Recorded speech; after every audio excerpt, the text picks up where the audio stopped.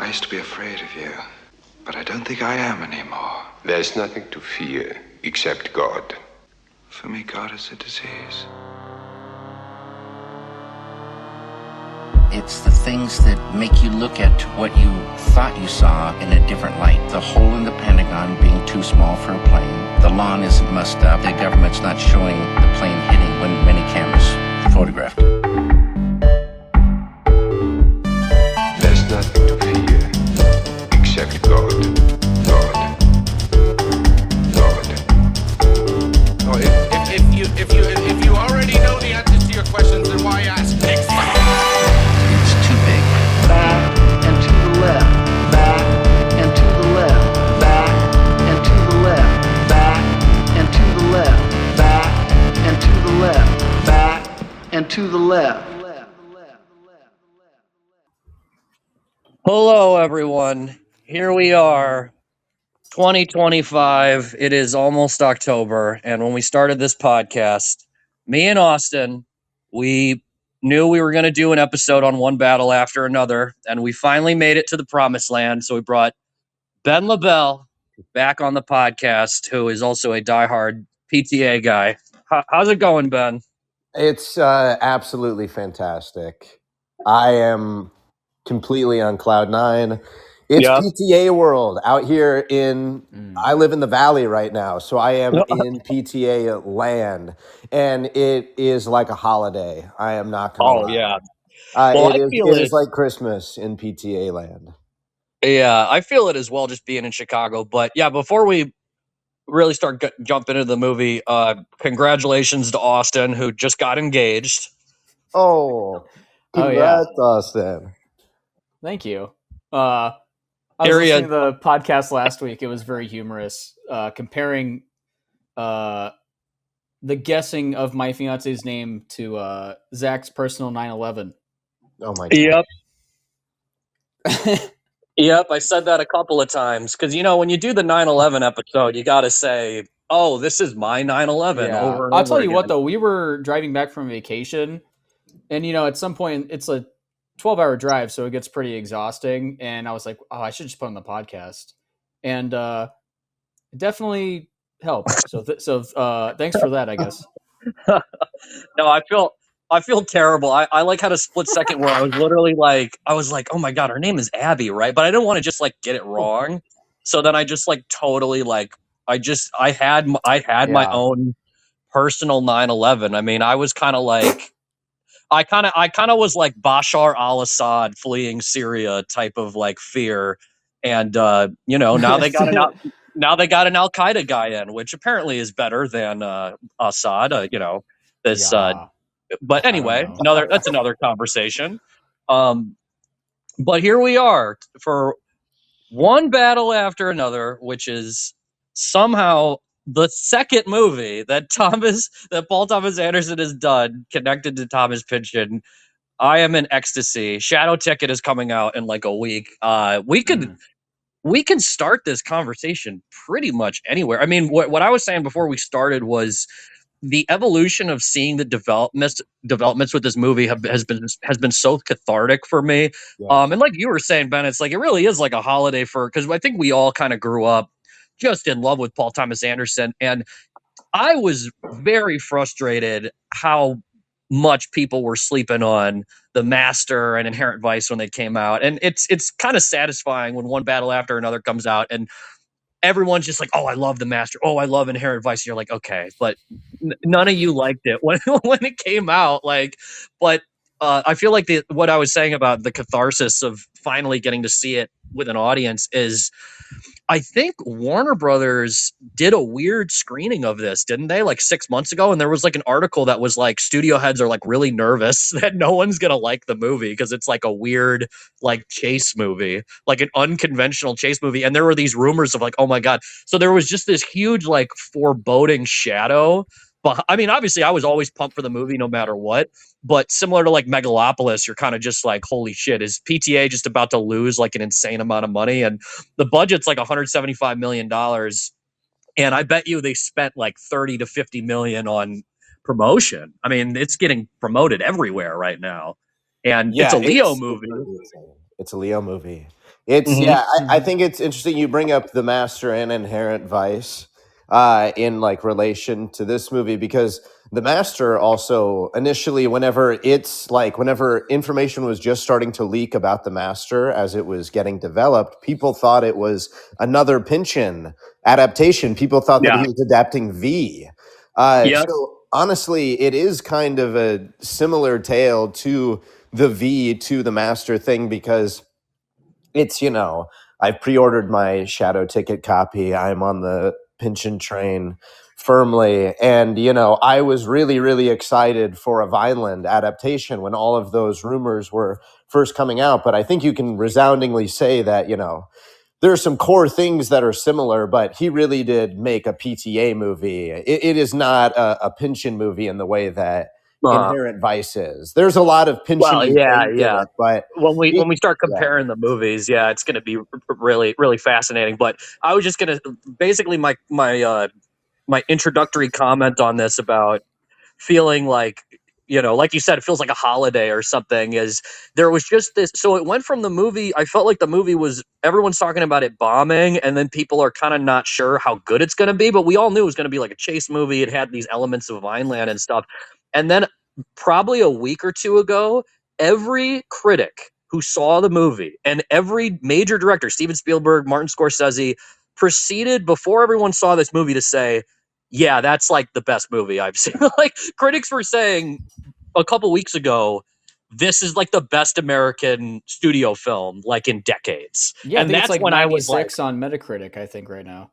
yeah. And then all the people on Letterboxd, it has an insanely high rating on Letterboxd because it's like, and so yeah, I mean, we can get into it as far as, again, it's still PTA though. I feel like it is vintage Pynchon, this movie, even though he differs in like specifics from Vineland. I feel like, so many elements of the movie, essentially the plot of the movie is very much what Vineland is, where it's like basically about a father-daughter relationship. And it's kind of about this lead guy who was like a revolutionary, and in the case of Vineland, these were like people in the 60s and 70s who got co-opted by like the FBI and stuff. And so then the mother becomes an informant in Vineland, and I think, I forget like the exact details of where the plot goes, but there's crazy like ninja sequences in Vineland. So then that got into the plot for Chase Infiniti doing karate and stuff. But no, it is really fascinating to me that everyone hated Inherent Vice when it came out. Everyone said, I don't understand this movie. Except me, Zach. I also didn't understand it, but I loved it as a high schooler whenever I Oh first read yeah. it. My No, I father, my father though, he who saw it with me in high school, was my first PTA I ever saw in theaters in my life. And my dad looked at me and he said, Ben, I'm not going to say anything bad about that movie, but I have no idea what I just watched. I said, thanks, Dad. Me neither. no, pretty much. And I have a great I have a lot of core memories with PTA and Pynchon, just because I feel like PTA kind of helped introduce the world to Pynchon in a lot of ways by doing Inherent Vice, and it's such a genius adaptation. It's just like, how do you even pull that off? But no, when I say One Battle After Another is kind of vintage Pynchon, I feel like the weird like sex jokes that are everywhere, and then the fact that it's constantly hilarious. Like, Pynchon is intimidating to get into because something like Gravity's Rainbow is like very long, or Against the Day, like he's written some very long books and they're dense, but the one thing you can't say about him is that he takes himself seriously. He is just an incredible sense of humor, and there's constantly like boner jokes and stuff. So seeing Sean Penn just have a rock hard boner immediately, it's like, oh Sure, my god. I don't know if you would like me to do this, but I did bookmark every single mention because he never uses the term boner in Vineland, but erection is used several times, and I have all of the Do you want to instances. read that quote you sent me from Vineland? I would absolutely love to. The long one, or there's a short one too. The one that starts with erection that you sent me just today. Okay, yeah, beautiful. I would. This is a great honor to read this beautiful passage. And I would also like to mention that I believe every single mention of erection is related to Brock Vaughn, who is the clear analog to Sean Penn's character, Right. Lockjaw, which is just the funniest and also incredibly Pynchon Man, I name. think he's gonna win. I think he's gonna win another Oscar. I mean, that's a pretty so unbelievable in it. That's a pretty crazy performance. I mean, PTA has reminded us how genius Sean Penn is. And like, I forgot Sean Penn even existed the last like 5 years, 10 years until he's in Licorice Pizza. And I'm like laughing my ass off. Like, honestly, arguably the best part of Licorice Pizza is those scenes, you know, and then they bring in the wings song. Let me roll it. Yeah, no, again, the needle drops. The things that I remember that stick out about Licorice Pizza are that it is just kind of joyful, ultimately, to see him work with Cooper Hoffman. That's amazing. Alana Haim is very memorable, as she is in this as well, even though she's in a much smaller role. Everybody is just used. That just makes me think of the whole ensemble in the movie and just how everybody is used so beautifully in the movie. He really does just get the best out of everybody. And it's so fantastic to see him work with Sean Penn. And I will throw out now, Teyana Taylor is, to me, maybe the true revelation. Chase Infiniti, of course, too. Leo's great, but to see Teyana Taylor Oh my God. in this movie is just so unbelievable. And I came on and did an episode about Marilyn Monroe with you, Zach. And she is just so like... She is captivating in a way that that is the first person that I really did think of, especially upon rewatch. I've seen this now 2 times, and seeing it again, and just she's just so captivating, and she just seems to just be herself so effortlessly. She doesn't even seem like she's acting. She's like Marilyn Monroe, but also not, because it seems so genuine in a way that Marilyn is so, it's effortless, but it clearly is, it's an identity that she's putting on. Teyana just seems to be this. And it's really, it's so captivating. Have you seen like the behind the scenes stuff when she's like, let PTA cook? Yes. Yeah. And that's just who she is in the movie. She's the same. It's beautiful. He's the master chef. And he serves up a full plate. And that is what I saw going into this movie. And I was like, I could not expect more going into this movie. And Bro, in Teyana Taylor's words, he did serve up a full plate. Yeah. And my God, it was cooked. Cooked very well. Dude, have you guys heard the Teyana Taylor? You remember when Kanye produced all those albums in like 2018? He did like Ye, he did like the Nas album, and then he did the Teyana Taylor album. Yeah, and that album is like incredible. Like, I was pumped on that when that came out. Like, just such a beautiful, like, you know, work of art. And I am that's where I think, you know, someone like Andy Warhol is like one of the great geniuses, where he says like a photograph, you need a famous person and a camera. And I love, you know, Bellatar, of someone who works with like hobgoblin people. But I think you can get. I think you can still get such a range out of like both gorgeous people, but even further than that, if you cast like a singer or like a rapper who's not even an actor, there's so many possibilities. In my brain, I'm like, dude, someone needs to cast Dua Lipa in a legit role. I mean, it would be unbelievable if she worked with like a great master. Yeah, I mean, it's just because that's the thing that Andy Warhol said. It's like, and that's why, you know, PTA is so pro actor, is he really like sees the light in people like that. And I just love, he always mixes in like super like veteran legends. Like, he works with everybody like Tom Cruise, Leo, and then he just has people that he's like propping up to make like their big moment, you know. And so many people in PTA movies go on to have great careers, like, you know, Rami Malek and Jesse Plemons were in, and Cooper Hoffman's in that Saturday Night movie, I guess. I didn't even see it, but he's in the new Stephen King adaptation to The Long Walk, which is getting some a good bit of he's in that, but he's a very lovable person, and I think PTA does just see things in these people, and he kind of takes them with him, and he just always gets the best out of these actors. That's why every single actor wants to work with PTA because he cares about them so much, and it's so interesting. Right. Did you guys read the Letterboxd interview that came out with Leo and PTA recently, where they really talked explicitly about the process that they go through and the rehearsal process? And it sounds like, I mean, maybe even more than ever, because I've watched the whole behind the scenes documentary that they do on Magnolia and stuff, and you get into some bit of the process, but there's not that much illumination onto really how he does it. But it sounds like he really relied heavily on the actors to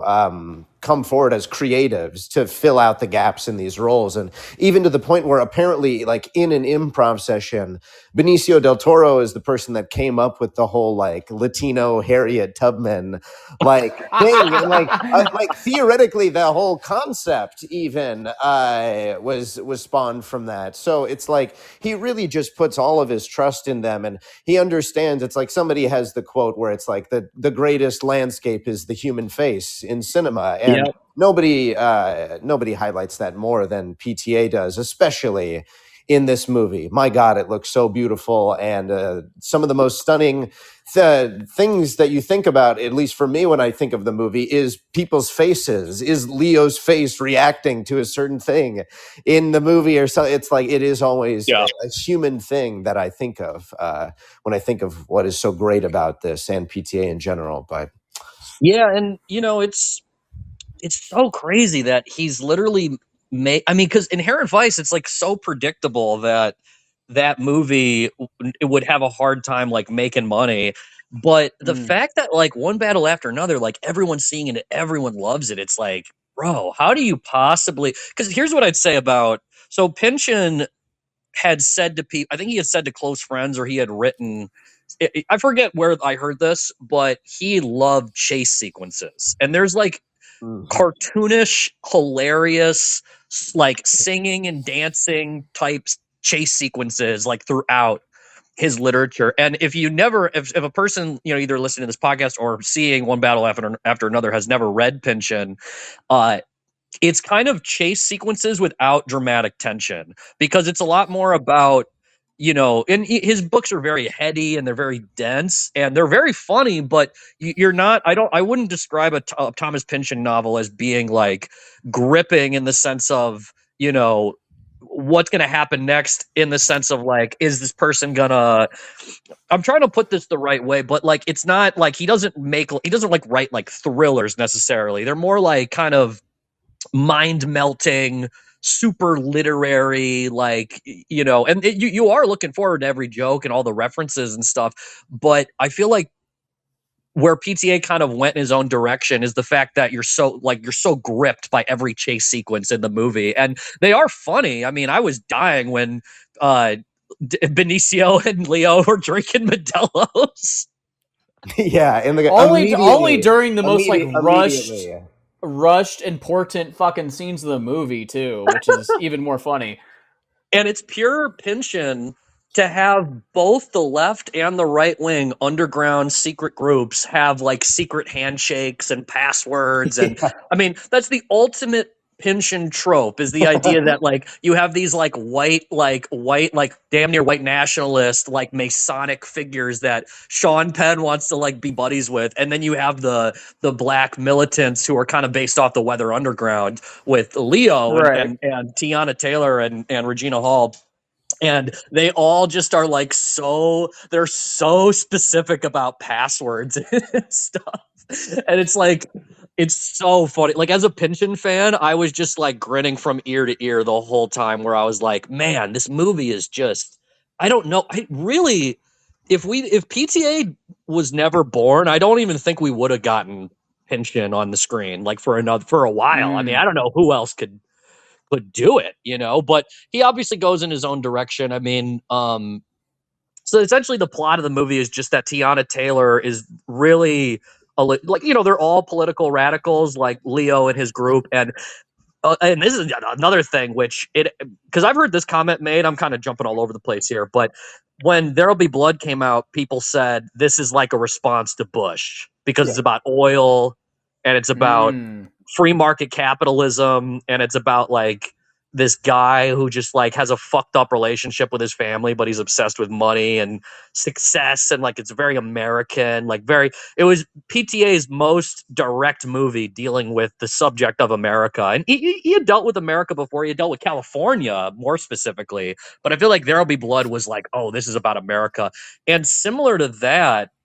One Battle After Another clearly is like a response to Trump in a lot of ways. And I've seen little snippets of him talking about it where he's still not taking the bait. He's not making overtly political statements that I've seen. He's like very much, because I think for him, if you show an ICE detention camp, it's like you don't really need to like bash people over the head with it. And then and it's the first thing that you see after Teyana Taylor is introduced is this is what she is doing. It literally, I think it's the second shot of the movie. And those would probably be Bush era detention camps too in the beginning, because that was like 20 years before, Chase Infiniti was born. It's true. Yeah, he's still living in that era, but he's, I'm sure it was a traumatic era to be in. But he's bringing it forward. It's very interesting to see a modern PTA movie. Honestly, it's kind of mind blowing. It was crazy. Him like the joke where her friends come to the door and he's just like, is that a they or are they transitioning? I just want to be polite. That was the last thing I thought would be in one of his movies, but here it is. It's honestly very funny to see that whole saga transpire, because that whole scene is just kind of what I feel like you've come to expect from Leo as an audience member. It's like what you get in Once Upon a Time. It's like, okay, when is he going to freak out? Almost in kind of like a Jack Nicholson way. All right, when is he going to get angry? That's going to be so much fun. And it did remind me of Once Upon a Time in that way too. Like you're saying, his performance, like Leo is he's kind of like in his dad, like washed up guy, like lead. Like, but he doesn't have a kid, which is, but he's still like doing like that role. Yeah, it's very, very interesting. It is true. I feel like at the same time, it's like this is the most like. Maybe I'm just forgetting in Leo's canon, but of in recent memory, this is the most, father-like role Leo has played, I feel like. Mm-hmm. I think somebody was saying that Revenant, don't remember if, but that's fair. But he's like a lot, it's like he's just a grieving father. In this, he is that kind of too. It's really funny to see Leo in movies because he is always just Leo, but it's like, oh god, Leo is such an interesting actor because he is like this movie star character actor, and like I feel like you just get so used to seeing what he's going to do, and whenever I first watched the movie, part of me honestly was like, oh man, I feel like all the things that I'm seeing from Leo are like notes that he's hit before, and he's just hitting them in different orders in this movie, and it's still great. But then upon rewatch, it became more clear that it's like PTA is doing with Leo, I feel like what he kind of does with Tom Cruise in Magnolia, where he's leveraging what you kind of know and expect from Leo, and I'm just putting him in this group.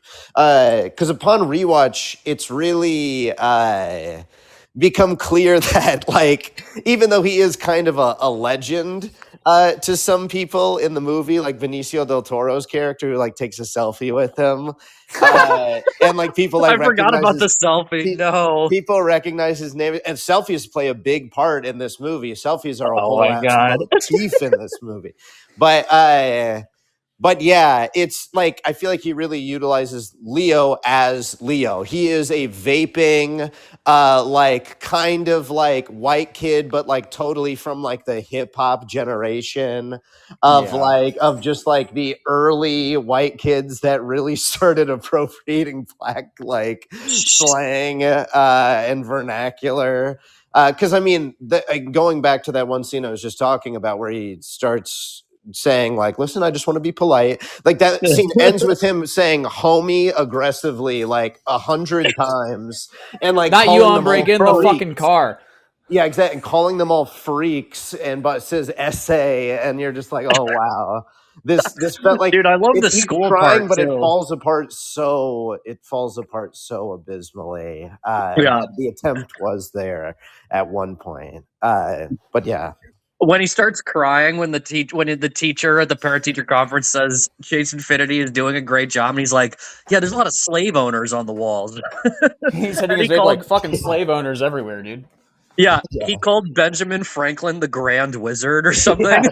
Or The Grand Teddy Wizard. Roosevelt. He's like, well, you got to teach about the Philippines, you know. And she's like, well, you know, we haven't got there yet. That is apparently a real school district employee from Eureka. Oh I my believe that's God. Oh where my that god. scene is shot. And Eureka is name dropped almost immediately in Vineland, which is funny. So it was filmed, and like Vineland is almost like, it seems like California is almost like a country, is like the way that, because it's just so like Mhm. paramount in almost all of Pynchon's work, especially Vineland, even though they do hop around a lot of places.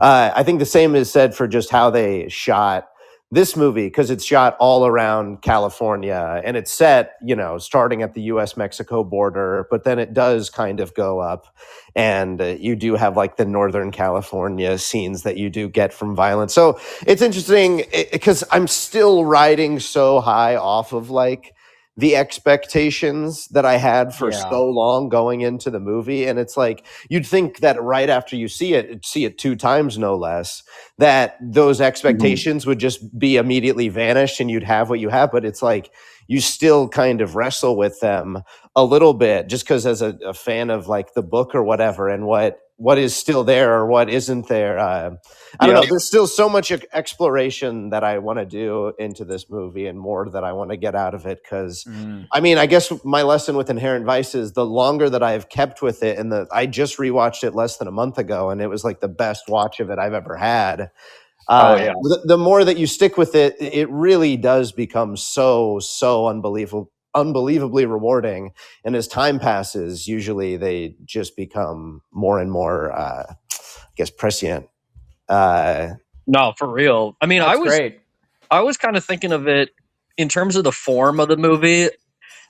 It's super interesting to me, especially on a rewatch, because it's so crazy that the movie has such a dramatic tension the whole time, and like you're just really on the edge of your seat. Like it's probably the most thrilling, like outwardly entertaining movie he's like ever made in a lot of ways. And I was some of the car chase sequences and people running and all this stuff, and Leo's fat ass running, and then Tiana Taylor like sprinting and like looking like an athlete. And I don't know. There was just such a like, I feel like the cinematic language of One Battle After Another, and where I'm intellectually really excited to see it again, is really trying to come to some kind of conclusion about, because I personally don't really love action movies or chase scenes like that.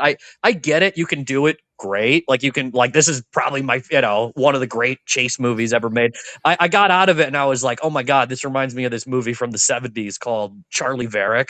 And they're just a different type of film where you would have like those old 70s stars like Lee Marvin, or I think is Don Siegel, I think is Charlie Varick is the lead. There's a scene in Charlie Varick where he's getting chased by like a plane and he's in a car and he's like a private eye with like a weathered face. And I feel like for PTA in this film, he's kind of saying like, man, yeah, Don Siegel is the lead of Charlie Varick, but he's or no, I guess he's not the lead. My fault. It's Walter Matthau.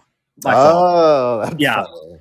Yeah, Walter Matthau is incredible in Charlie Varick, but I think as PTA gets older, like at least with this film and then Licorice Pizza, there is this, almost like this influence of the 70s. Like it really did feel like an iconic 70s. I mean, he mentioned The French Connection like in interviews is like another movie that he was really thinking about, but I don't know, it's so interesting because it is contemporary, but it really feels like his visual language has made this decision that like, yeah, this is cinema. I mean, movement is the movement of bodies, the movement of vehicles.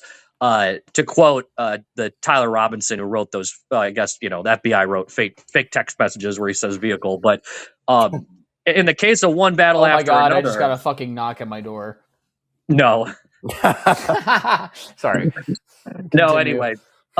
Guys, I think let's just talk about the Charlie Kirk assassination instead of One Battle After Another. No, I've had people say to me we got to do an episode on that. It's like, come on, guys. It's a little soon. I'm I like to I'm the keep kind of my person that likes reading books on shit Yeah. and feeling like I have an opinion rather than, clicking on videos about how Charlie Kirk is still alive and it was just a hologram that got shot or whatever. But anyway, I like my doors to remain on their hinges. There are several doors detached from their hinges in this movie, and quite And a why do horrifying car moment. doors not shut immediately Yeah, that one throughout the entire movie? There are two car doors that, when they eventually slam, are incredibly satisfying for different reasons. One Yeah. Leo's and then one Chase's.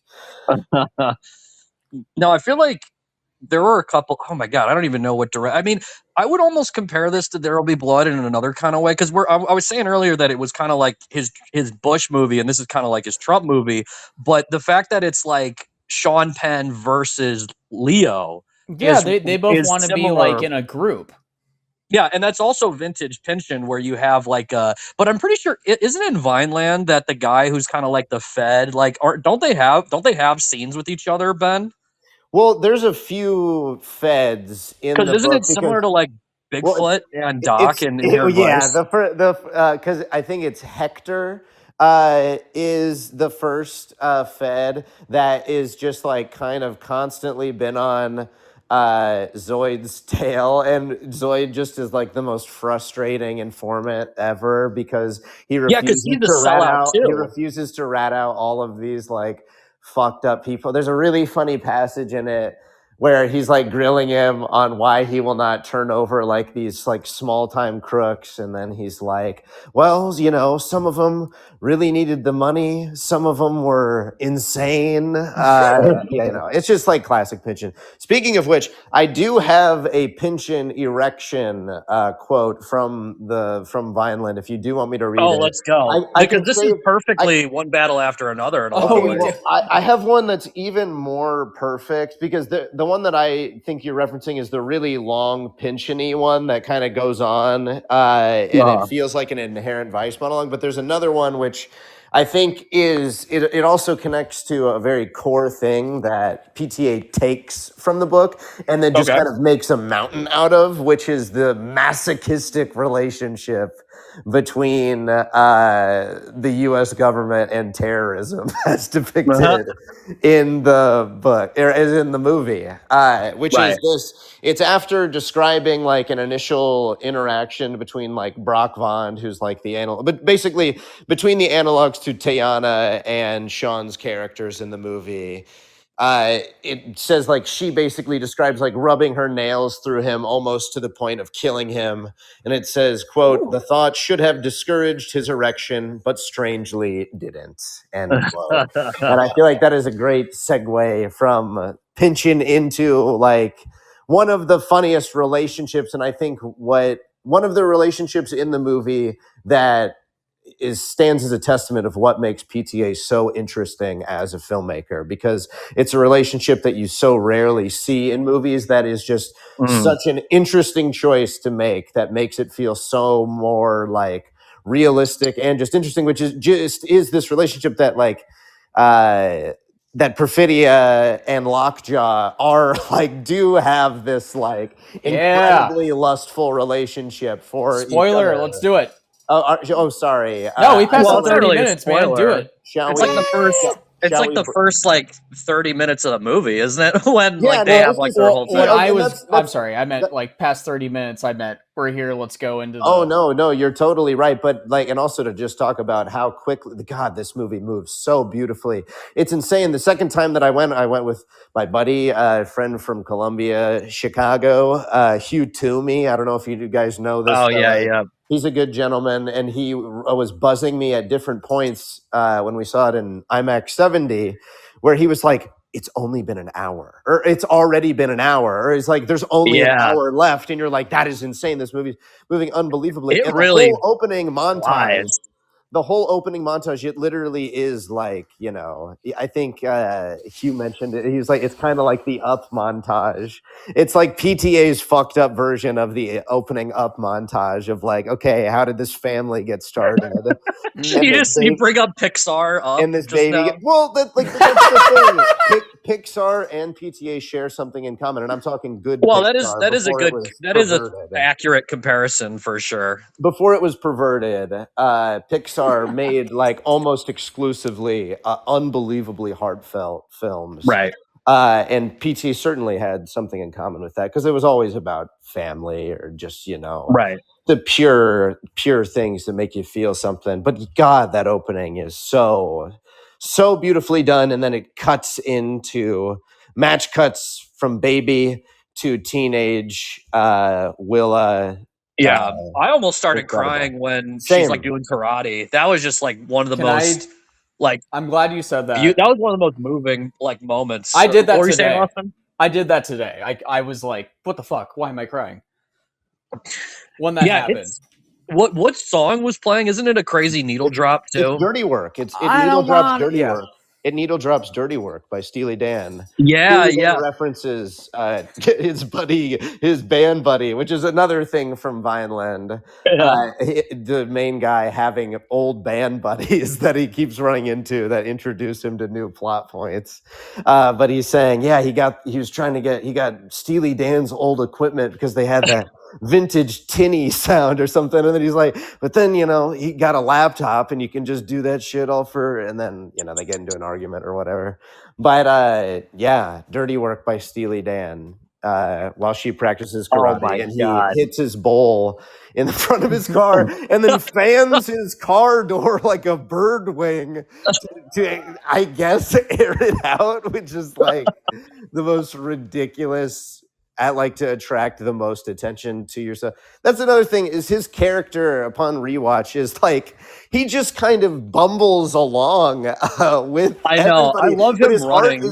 His heart is so in the right place all the time. So he is just kind of protected as he does it. And it's like, you know, in the opening sequence, he just like, she's like, set off fireworks, basically, is what he does. Yeah. Which is really funny. It's like, that's really, like, he does just kind of draw attention in a funny, like, statement kind of way. But yeah, it's so funny to see how he kind of just bumbles through the movie, falls off roofs, like literally just falls down all the time. I don't know how they did that. He does have his wits about him in certain ways. That was a wild take. But he does bumble a lot, which is very, very, very well. When he's screaming, fucking like what did he say? Like "Viva la Revolution" or some shit. Viva la Revolution. Like, that always smacked because it's in the trailer. Like that's almost a moment that I wish wasn't in the trailer because it just is so insane. But when he does that, and then Benicio gets into the he like goes into the. He goes in through the trap door. The music box like just gave like an ovation. Like everyone just started clapping. It's so beautiful. God, it's just so much fun to watch. It's just so unbelievably entertaining. Everything that he's throwing at you visually is just so, I mean, it's just classic PTA. It's like it really does seem like a culmination of a lot of his movies in this movie is what I felt. I felt doing well, I think he's definitely, it's crazy because like I said, he's taking the stuff that is the most universal about Pynchon, being chase sequences, dick jokes, secret societies, conspiracies, and all this stuff. But then he's somehow made like his most accessible movie ever, which is like, yes. And it's crazy because Vineland, I would call Vineland the precursor to Inherent Vice in a lot of ways, because essentially this is what happened with Pynchon. He was a legend. Gravity's Rainbow was like a nuclear bomb in the history of literature. It's just a major moment, and no one knew where he was, what he looked like what the fuck. Like, this is just such a crazy ass book that, like, just, I mean, it's like to call it a classic is like an understatement. It like it reworks like the history of literature. And he didn't publish another novel for 17 years. And he comes back with Vineland, and all again, like I'm saying about people that are like kind of two-faced when they don't respect great masters releasing their work. People didn't like Vineland when it came out because it wasn't the same thing as Gravity's Rainbow. Gravity's Rainbow is like an almost unreadable, insanely experimental, crazy funny, but also dark. There's a lot of the sex stuff we're talking about, a lot of like sadomasochistic kind of stuff, like generals, like German like generals like getting tied up and shit on, and like that's like kind of like Sean Penn in this movie is like Yes, vintage he is. Pynchon, where Yeah, he's Lockjaw super feels like a Gravity's powerful. Rainbow character for sure. Yeah, it feels like Gravity's Rainbow, and then like kind of Daniel Plainview a little bit. Like it's just such a raw American figure, and he's so synonymous with this like Trump moment. And oh my god, like the when Vineland came out, people didn't like it because it was a very accessible kind of comedy, like a kind of like a heartwarming comedy about family, because Pynchon had kids. And it's kind of what sets the stage for the second half of his career with Inherent Vice, with Bleeding Edge, with I wonder what Shadow Ticket is going to be like, but Pynchon definitely tried to make something more accessible with Vineland, and he got shit on for it, but it's also what makes Vineland such an incredible read. Like you can just fly through it. There's crazy like ninja sequences. Wasn't there a part where like they're like looking at like Godzilla's like footprint like in the ground or something? Yes, they There's are. like a plane sequence where like there's like a plane hijacking or something. Yeah, there's a lot of very bizarre things happening while And then isn't Vineland there like a happens. death touch thing? Like there's like an assassin and they have to do like a death touch, and like the person gets death touched, right? And then like Well, they they have to basically have like superpowers, if I remember correctly. Is they're that like like Yakuza. there's It's all this different Yakuza shit. I mean, it is like, it's kind of funny because it does sound like almost Tarantino-y, like the Fox Force 5 or whatever. Oh, That's it is. like Yeah. the I mean, I'm show. sure. It is that level of just like, oh my Oh, God. it's kind of what he does in. So this is not. I don't know if other people have said this, but some of the great works of postmodern literature, they almost read like anime at times, like because they're so cartoonish. Like Robert Hoover. If you guys ever read The Public Burning, which is literally like a musical satire about Richard Nixon as the lead. And it's like a comedy. He like devolves in it. Like by the end of the book, his pants are like around his ankles and he's like naked and he's like, it's just fucking crazy. Robert Hoover. And then he did the Holy Brunist shit. Day of Wrath. And he did all these crazy books where it's like cartoonish, but it's comedy. Like they lean into it. In Pynchon, like if you read Against the Day, like the Chums of Chance, those are these characters that are riding around the earth like on a fucking like blimp. And they're like trans-dimensional. At one point they go into the center of the earth and there's like gnomes and shit. Like there's like the like elves. It's like a DMT almost type sequence, but it's like very cartoonish Against the Day. And I feel like that really comes across in One Battle After Another, where it's, still a live action movie, but it almost is like, yeah, like when you're unbound, and that would kind of be my conclusion between cinema and literature. Like in film, you're kind of limited by budget, you're limited by who you can get into the movie. Like you can only do certain things in films, but in literature, you can run wild. Like if you're Thomas Pynchon, you can start writing about, rats in the sewers of New York having like deities and having like religious structures. It just gets wild with Pynchon or with Robert Hoover or a number of the postmodern writers that are great writers. But I think PTA is kind of in that tradition. I mean, it is kind of in the tradition of great American satire in a lot of ways. Like it's it communicates so much, and like we were kind of saying earlier, because I wouldn't say I was nervous, but I was almost like, wow, I wonder where this is going to go when he has the ICE detention camps throughout the movie.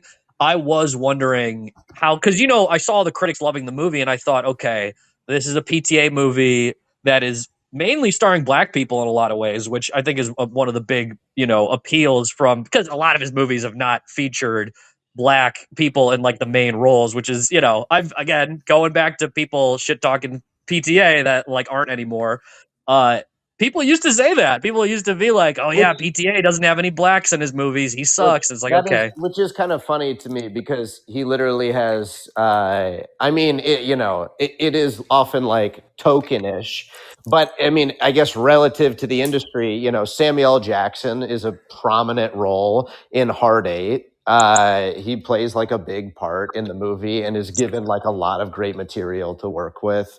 Don Cheadle, obviously, yeah, in yeah. Boogie Nights plays like a big part. Like, I don't know. I feel like I feel like because I don't know. I feel like whenever you hear about PTA and like racial, you're like, oh, what happened?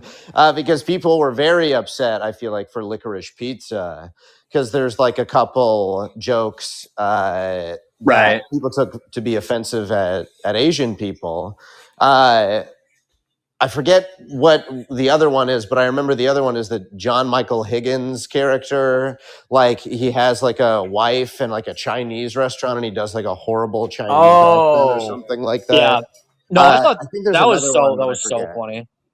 Well, I think that's what they were upset about. They were like, "Oh, he made this horrible joke," but even in the movie, it's kind of played as like. I think it's what Marilyn Riceco. No, not Marilyn. She's in Punch Drunk Love. What's her name? She plays the waitress on Always Sunny. Isn't she? Oh yeah, yeah. Cooper's mom? Mary Elizabeth, something. Charlie Day's wife. Is Yes. what you're saying? Mary Elizabeth Ennis. Is that her name? I can't confirm. I'm sorry. I have Google. No, I'm not totally sure, but But no, I she's was the just mom, and she's like Mary Elizabeth Ellis. Got it. Okay. But she like looks at him like, oh yeah. So I don't know. I feel like he has never been so insensitive to Right. people. well, yeah. No, I was never. I'm not even like making that claim. I was more Oh just no, saying not at all. I know. because the movie is so sincere about. Because I feel like one battle after another, kind of what I'm getting at with the ICE detention camps and stuff. You don't really. I mean, again, where he's scathing about it is the fact that Sean Penn is like openly in a secret society that like a Masonic lodge or some shit that like the Christmas society or something. And they The Christmas Adventurers Club. All hail the Saint Nick. Christmas Adventurers. All hail Saint Nick. That is pure Pynchon, of course. The Christmas That's the most Adventurers Pynchon Club. thing I've ever heard. And it's Jim Downey, just so perfectly cast as that one. And then Tony Goldwyn, and then the other guy who becomes the hitman, who are suspiciously eyebrowless. Yeah. No, I mean, it's just so perfectly cast. An analog to those guys reminds me of Japonica's dad, Crocker Fenway yeah. from Inherent Vice, the guy that they have play the dad in that. He's like incredible. But he reminded me of those guys. And it's funny to see somebody depict like the top. Like, Yeah. Yeah, well, so it's, rarely yeah, you I see mean, that in it's movies. Those are my favorite moments of the movie, honestly. Is just those guys talking to each other. when he has the and then underground bunker in his house. And then the old white guy, it's too real in the middle, who's like maybe, I mean, metaphorically, like having a stroke. He's like not even there. And he's like, yeah, wipe it clean. We can eat off the table. He's just like so out. That's too real. He's talking about racial purity. He got his dick dirty.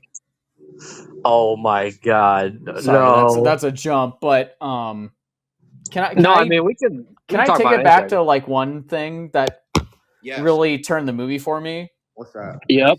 It's because it's interesting that like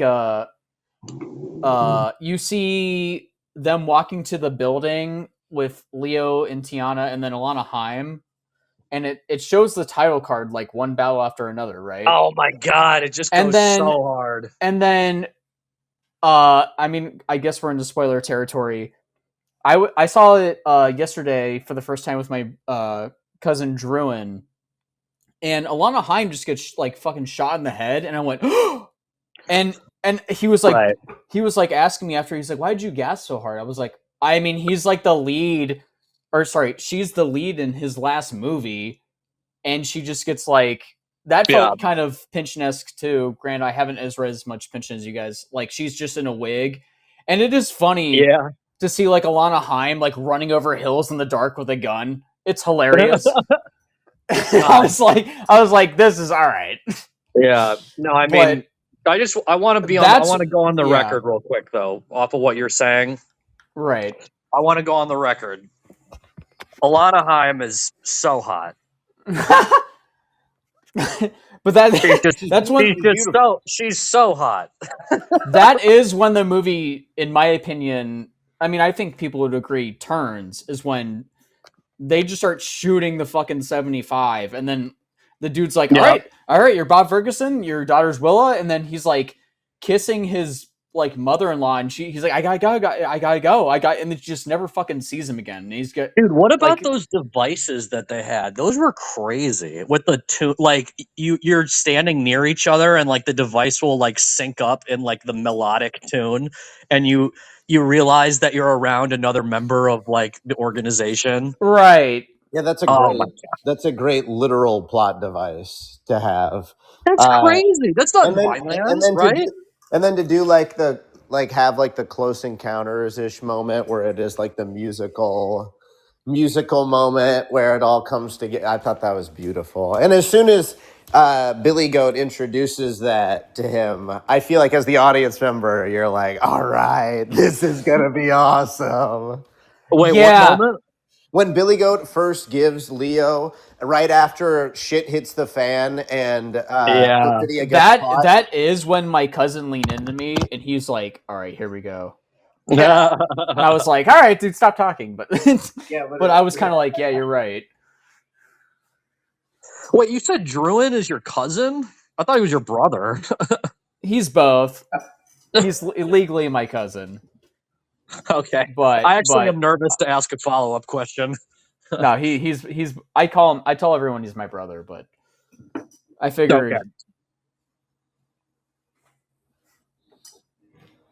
Anyway, can no, we? But anyway, not to bring up some of Ben's relatives. Wink, wink. Racial remark being made. That's wait. Oh, I can't speak. This is there's not like a family relation, but I do have a connection to Chase Infiniti. Well, we all technically do because she went to Columbia College Chicago, which is all of our alma mater, and I personally competed against her high school in show choir in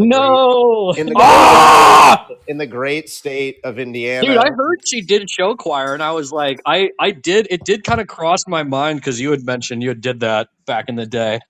No, I mean, they like always cleaned up house. They were like infamous. In our school, she went to North Central. She was a counterpoint. And they fucking swept the floor every year, basically. But I mean, it was like Indiana show choir is like, there's deep shit going on in Indiana. It's also where Ryan Murphy is from, and it is what Glee inspired. So wait a second. Indiana show choir is like historic, and there's a lot of shit going on. This is some Pynchon level shit. No, it is. It totally is. But like, there are names associated that I don't dare speak on a podcast that are associated with North Central show choir. I have seen children spit on other children and it get covered. Oh my god! Drop the bomb. It's no joke, dude. You gotta listen. I like my door to be attached to its hinges. I said this again. Dude, holy shit! This is crazy. So you think that Chase Infiniti is gonna put a hit out on your bitch ass for being in the rival show choir gang? They're way better. But they deserve their wins. She might not like you talking about the competition. She might take issue with that. Listen, I'm sure any laurels they got were well deserved, but certainly as an underdog school. Oh my god! See, there's no other podcast that's going to have this intimacy. Okay, I have a. Okay, so I'm just going to be honest. I feel like show choir is like who's in show choir? Is this kind of like theater kids and like the theater kids like get into show choir? Like what is show choir? Half exactly? of them. It's like Half of them. It's theater kids and choir kids melded. But what is the definition of that? It's like there's it's like no doing way. like gymnastics. It's like when a gymnast like lands and they do like a little. Zach, it's the better choir. It's okay. They sing and dance at the same time.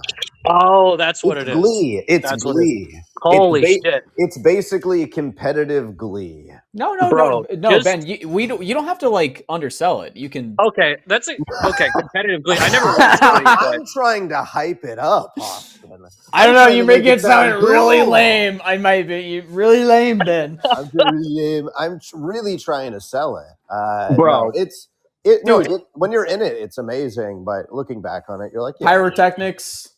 Dude, put me in prison rather than showing me a handsome little Ben Lobel and all the things that I should be thrown in prison for the comments that come to mind. Me putting little Benny sure can sing.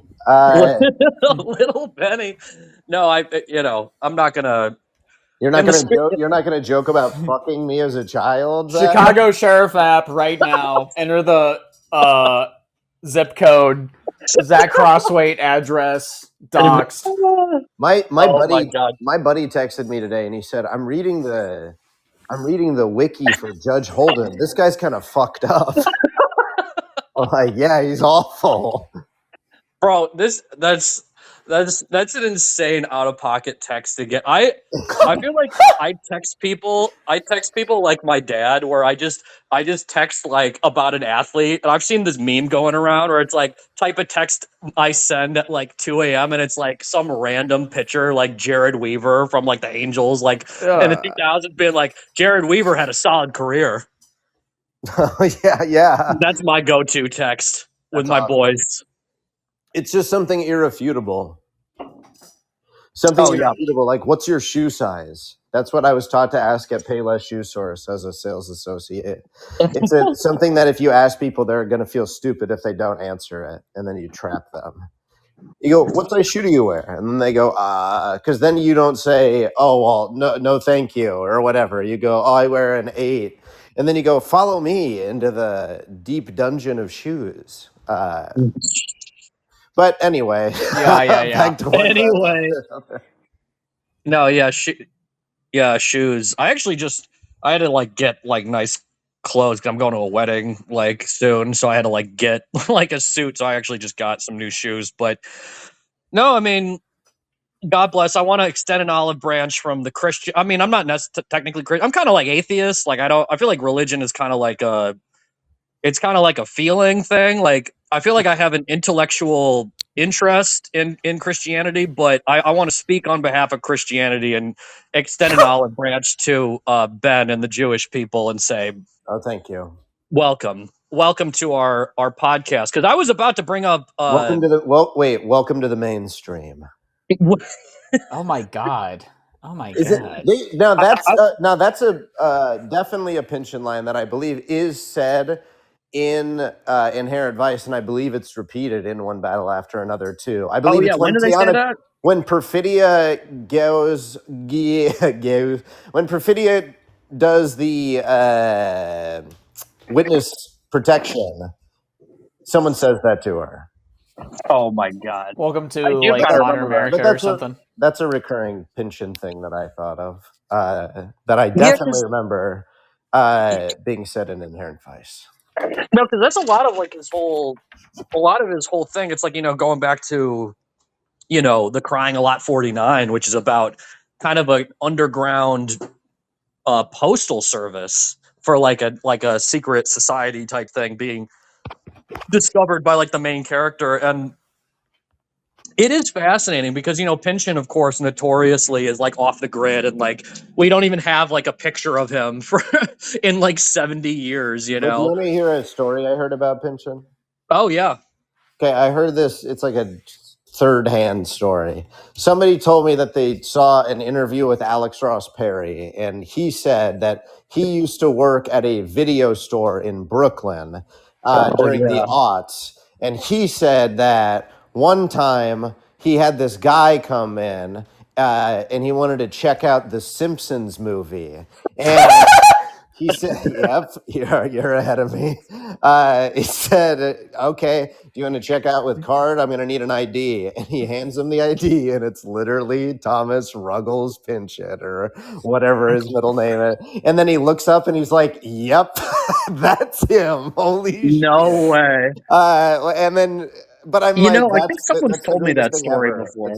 Yeah, I'm sure, because I'm sure this was like a filmed interview or something that somebody just told me about that, like, I think last night.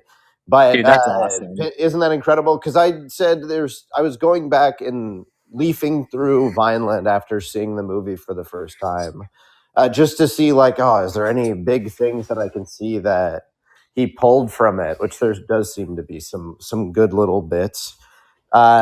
And it does just feel like a Simpsons bit. I am sure people have compared it to like Looney Tunes or something, Well, but wasn't he in The Simpsons? it particularly feels like the Simpsons. Yeah, but wasn't Pynchon in The Simpsons at one point? I think he had like a cameo or something. His voice appeared and his figure appeared with a paper bag over his head. Yeah. And he's like standing in the foreground, and in the background it says, like, it's like a house on a hill that says like famous reclusive author Thomas Pynchon lives here. And I think he's like on his front porch signing autographs with a brown bag on his head. And Homer popped up, and he speaks, and apparently that's Thomas Pynchon's voice. Yeah, I do remember hearing that. I remember seeing that clip. I can read this quote you sent me since we're mentioning Pynchon, and just like it's a little bit long, but it's just awesome. Do you remember what page this erect penis quote came from? The long erect penis Yeah. quote. It's from page 333 in my edition. And his Okay. erect penis had become the joystick. That one? Yeah. Yeah. And It who is also this starts talking with about? there's another great turn of phrase, Von Sweat, Von Seaman. Couldn't Sasha smell what was going on? Bro, is what characters is this part talking about? So From this Vineland. is talking about I believe Frenesi. I believe it's talking about Frenesi being with Brock Vond and like the rendezvous that she was having with him. Yep. And it also Okay, actually yeah. specifically references a scene that is in the movie, which is, it says, and I quote, "And before she knew it, they were in another motel room," and yada, yada, yada, which the motel room visits are, there is at least one motel room visit shown Yeah. between Perfidia and Lockjaw in the movie, which ends assumedly with her sticking a gun in his butthole, which is really fun. And You don't him know that. loving it. Vintage And him vintage loving Pynchon. it. Vintage Pynchon. Bro, there's some of the craziest shit you've ever read in your life in Gravity's Rainbow. That book is like unbelievable. It is so wild. So anyway, here, this is the quote that you sent me. So it goes, and his erect penis had become the joystick with which, hurtling into the future, she would keep trying to steer among the hazards and obstacles. The swooping monsters and alien projectiles of each game she would come, year by year, to stand before. Once again out, long after curfew, calls home forgotten, supply of coins dwindling. Leaning over the bright display among the back aisles of a forbidden arcade, rows of other players silent, unnoticed, closing time never announced, playing for nothing but the score itself, the row of numbers, a chance of entering her initials among those of other strangers, for a brief time. No longer the time the world observed, but game time, underground time, time that could take her nowhere outside its own tight and falsely deathless perimeter. Hell yeah. That's some hardcore Pynchon right there. No, I mean, it gets at everything we're talking about, like as far as like the, underground time. I mean, he's talked about that before in a bunch of his, but like Mason and Dixon, there's like this whole idea of like the unmapped part of America might just be off of like time, and like there's a different dimension where, you know, the uncharted parts of like the world are like not bound by this like Western Christian time, and that's where Pynchon really becomes, you know, and I would say Which one that battle enough after another has less of this, but if I you can know, stop you, that Pynchon. is funny because that is the password that he can't remember throughout the movie. Yeah, Is holy basically shit, that's such a great point. Oh my is god. basically exactly what you just said. He can't remember. He keeps asking what time is it, and then the answer is time isn't real, yet it still controls us, or some bullshit like that, which infuriates Leo for a good reason, I suppose.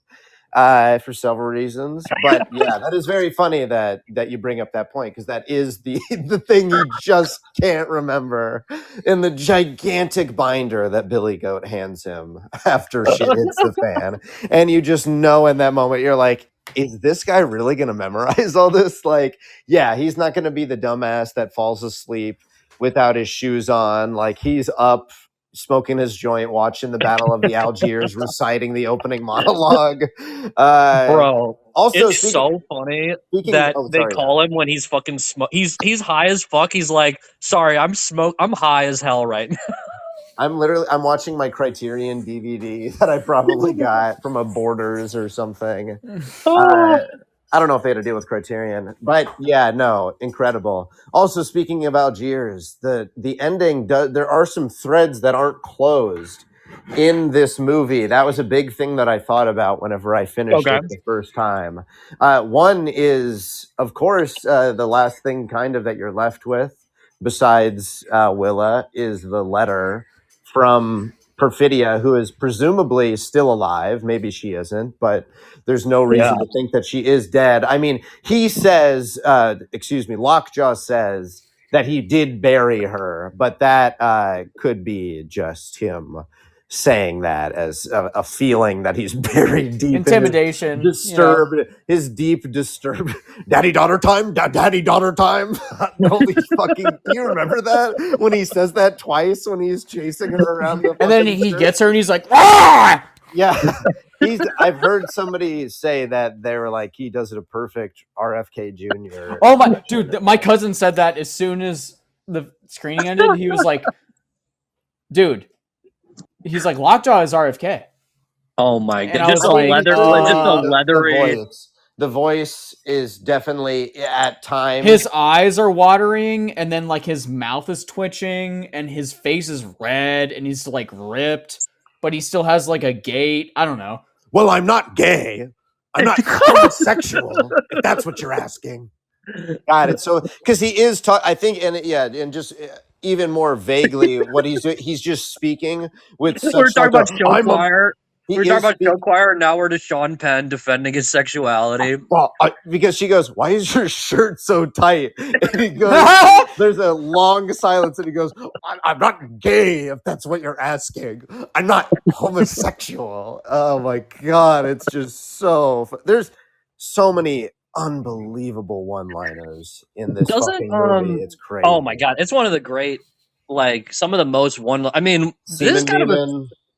Oh my god, it's Demon definitely Demon is not a Pynchon. I was cross-referencing and I was like, did Pynchon come up with any of these? And I don't think he did. I think almost all of the memorable one-liners from this movie were PTA or invented from rehearsals and improvising or something. It's crazy, man. Yeah, it's writing a script like this. It's like he really had to have. It's so fascinating because it really is kind of like an original script, even though it's so purely Pynchon. I don't think the Christian the Christmas Club Adventurers Club. I don't think that's in Vineland, is it? No, the Christmas Adventurers Club is specifically that name is not referenced. Crazy. No, so when Tiana Taylor, is it in the ending or I feel like it kind of hints at where she is. Does it hint that she's like overseas or something? Like, because there's a few locations that are thrown out by different characters suggesting where she's been. There's 2 locations suggested by the feds, which I think are Cuba and Yeah. fuck me, Venezuela maybe. I don't think it's Venezuela, but then there's another couple locations that are referenced by the resistance. And one of them is Algiers, and of course he's watching the Battle of Algiers, and so just as like me as an audience member wanting my shit to line up, I'm like, oh, let it be Algiers. But I forget exactly what the other ones were, but it's also Algiers is not referenced by the feds Right. either. So I'm like, well, I would like her to be. Speaking of the feds, you know how like PTA gets this credit for just finding these people in these small roles that just excel beyond anything. Like, not to my point, but like the nurse in the hospital, and then the girl at the reception desk when they're like, "Do you have like is your insulin low?"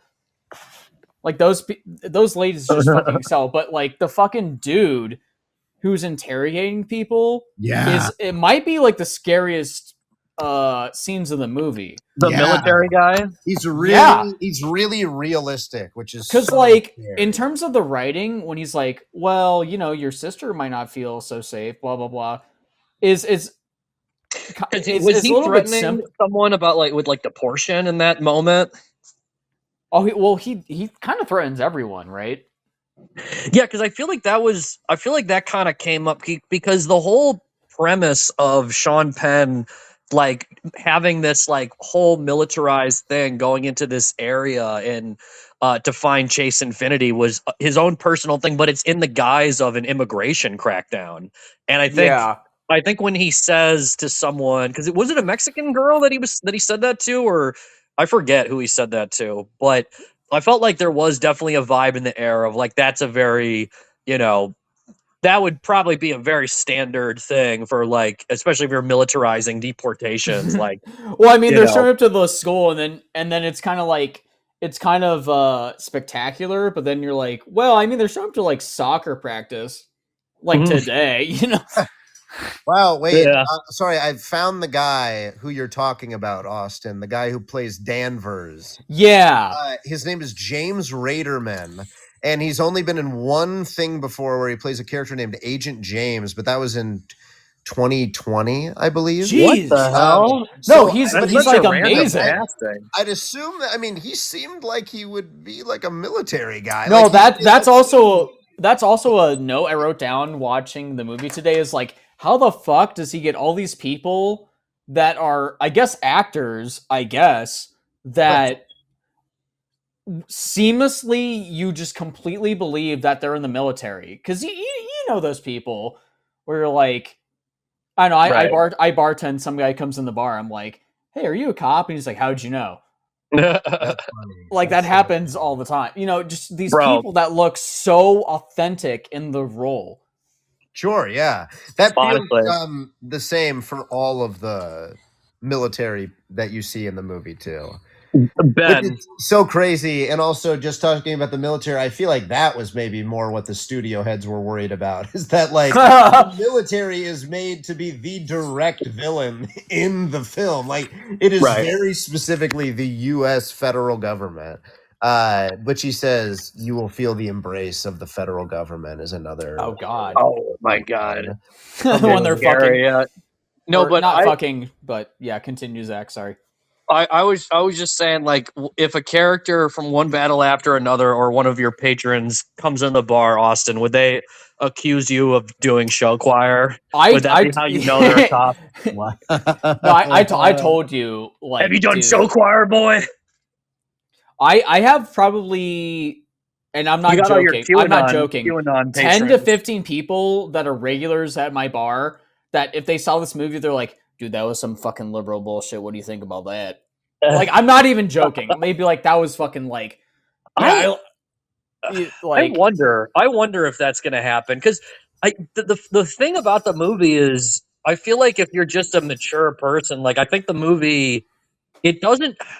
I do think this movie would be a different movie if like Trump was never the president, and it sounded like he had been working on the script for 20 years. But I still don't look at the film as necessarily like super political. It definitely is. And, you know, the heroes of the film are, you know, Leo, who's kind of like a washed up revolutionary. But I feel like where PTA, and, you know, Leo even said this in an interview where he said, I think the Weather Underground went too far. And it was really interesting because in that interview, he said that next to Tiana Taylor and Regina Hall. And I just had this moment where I was like, oh my God, I wonder if they like had like their own opinion on that. Like, I wonder what they would think of that, because they didn't necessarily wince. They kind of just heard what he said and didn't add anything. But I would be No, that's curious very relevant because she leaves him when he has the baby. Yes. Like that is She's very having- hard to the movie. She's having postpartum depression, it seems, and she runs. It's what the grandmother says. She goes, "She's a runner, and you're a stump." And she runs. And she gets caught, and then she runs, and then she runs again. And as far as we know, she is still running when the movie ends. And it seems like her daughter is following in her footsteps too. No, pretty much. Have you guys seen Network before? Of course. Yeah, that really goes into like this crazy era of the 70s. People are bringing it up. There's a book called Days of Rage, which I think talks about the Weather Underground. But I've kind of read recently about the Symbionese Liberation Army, and they like kidnapped Patty Hearst and like kind of MK Ultra brainwashed her, and all that crazy shit was happening in the 70s with like legit terrorism. And actually, interesting enough, you know what I thought about with One Battle After Another? This is a movie no one has really seen, but I saw it at Ann Arbor. It's this movie called 32 Sounds, and it's made by Sam Green. I think it's on Criterion Channel.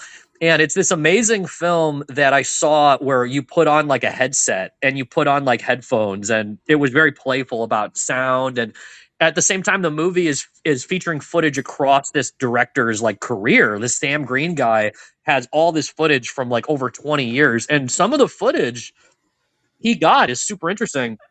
A lot of it is interesting, but one of the scenes is a woman that used to be like a black nationalist lady, like in like, you know, the Weather Underground or something like that. I forget what her name was, but he has this very touching scene where he's filming her in like Cuba. And that's like where I was like, oh my God, yeah, like that's the movie is like right, because a lot of these people that were radicals, like, you know, you had to kind of escape the Fed, like they did bombings and so, and you know the movie, she like killed someone obviously in the movie, but yeah, they were killing people and stuff, and like black radicals and stuff, and a lot of it, you know, like I said, it got co-opted, and I think Leo saying that, and I think the movie, I kind of cut myself off earlier, but I feel like PTA is more interested in Leo being a washed up dad than he is with Leo being like, you know, on the right side of history or something. Like, I think him being a washed up dad, smoking weed, listening to Steely Dan is a lot more like, that's a lot more like, there's a lot more Pynchon too, because it's this whole notion we're talking about with time. It's like these, and it's heartbreaking. I mean, there was a lot of good energy in the peace movement, in the black radical movement, but it was, you know, the federal government went after him. J. Edgar Hoover hated black people. I mean, he did everything he could. I mean, he killed MLK. He probably killed Malcolm X. He hated black people, and he co-opted all these like movements. He got informants in and destroyed all these movements. And a lot of people would say like Jim Jones or Charles Manson were, in a Pynchon manner, were co-opted by the federal government, or were given drugs and encouraged to, you know, do certain things. And hippies became a dangerous thing. Hippies and people that believed in peace and, like, you know, doing ayahuasca in the wilderness and starting a commune. Those people weren't just hippies, you know, kind of like druggies, right? Like dirty druggies. No, they're Charles Manson now. They're Jim Jones now. And Pynchon would definitely be on the side of saying that some of this was very intentional from the federal government. And, you know, in Vineland or Inherent Vice, it really is kind of like Pynchon being like, fuck, I'm just an old man at a certain point. Like, I can notice this shit, but I'm not, like, if you're bombing, I mean, I don't think Pynchon ever was like literally like a revolutionary or something, but I think he always was very much on the side of like the hippies. And I think he saw that whole thing get co-opted. I think he saw hippies, black nationals, all that kind of stuff get just the ire of the federal government was just determined to crush this. And I mean, honestly, you know, if J. Edgar Hoover didn't assassinate MLK, I think MLK would have been a great president. Like, I think MLK was definitely going to run for president. I think he arguably would have become the president. I mean, it's like, you really think MLK couldn't get elected president of the United States? The government was terrified that he was going to revolutionary take over the government. Like, they were terrified. He was going to march 1 million people on Washington, D.C. to protest the Vietnam War. And then he gets assassinated like a month before he does that. And, you know, LBJ is meeting with Hoover and then people who are in the Phoenix program. And the Phoenix program was the, you know, torture psychological operation that was in Vietnam that LBJ used it to infiltrate black nationalist movements. And, you know, they were an assassination team. I think I said this in the Inherent Vice podcast, but I'm going to put it on the record too, because we're in Pynchon land right now, that apparently I've read this in multiple books, that there was like a team of Phoenix program people in Memphis the day that Martin Luther King was assassinated, and they got photographs of him. They have like film of him getting killed. And in one book, they were going to fire the gun, but someone else did it. They were like the backup team to assassinate. And this is coming from people that were firsthand in the operation, like talked about this to this writer Pepper, who took a trial. He took a trial in the 90s. He basically proved that the government killed MLK, but no one talks about it. And you know, MLK's whole family says that the government killed MLK. So Of course. no reason to listen to them. But no, the point I'm making is it was a real fear. MLK was peaceful, but everywhere he marched, the cities would burn down, and it was pretty obvious there was a legit possibility of a revolutionary anti-Vietnam moment. And so he was killed. He was killed to stop a revolutionary moment, and our country is worse off for it, to like assassinate, you know, someone that just was legitimately a leader who had great ideas and stuff. And, you know, that's LBJ, that's J. Edgar Hoover. They used the Phoenix program, they used the power of the FBI, the CIA, and they crushed this shit. And I don't know, I'm definitely kind of like in the conspiracy theorist camp as far as just being interested in alternative history, but I would appreciate if contemporary leftists wouldn't just shit on conspiracy theories because Trump and people like are into conspiracies. Like, the left needs to admit a lot of this kind of stuff that is, you know, ends up being on their side. You know, that this whole narrative I'm saying, I would be called a conspiracy theorist for saying J. Edgar Hoover had him killed, but doesn't that fit the narrative of what a lot of people I thought that believe? was like explicitly proven too in like It old was proven in files. courts. Yeah. It's proven in courts. And just not surprising too, whenever you see like all Bro, of the information that has come out about all of the people that were in charge of these Malcolm X too. organizations. Malcolm X, the FBI was doing like rehearsals of his assassination, like before they killed him, and people Nathan there like Fielder. witnesses that, like, you know, because everyone blamed the Black Israelite people, like that it was an infighting thing, but it seems like the FBI probably. I mean, you know, they sent MLK a letter and they told him to kill himself. They said you should kill yourself. It's That's like crazy. that's just totally mainstream We history, know and you're you know cheating on your these are. wife, bro. You don't want anyone else to find out about that, right? Yeah, exactly. It's fucking crazy. And like, I don't know. I don't know if Pynchon is, man, I wonder what, I think he's probably very depressed about the developments of this country, but I feel like he's never been like crazy idealist. I think he has a hopeful view as far as family and, you know, comedy. Like, he's just very lighthearted, but you know, him having kids, I think, is like his really what centers him. And yeah, I think he identifies with Leo in this movie, or Doc in Inherent Vice, like Mm. people that are kind of just in over their head, but they're, you know, just on their couch smoking weed. That reminded me of Inherent Vice when right before they blow open his door when he's smoking, he's like, "Don't be paranoid." and it's kind of got this like similar Johnny Greenwood score to it, I assume. Yeah.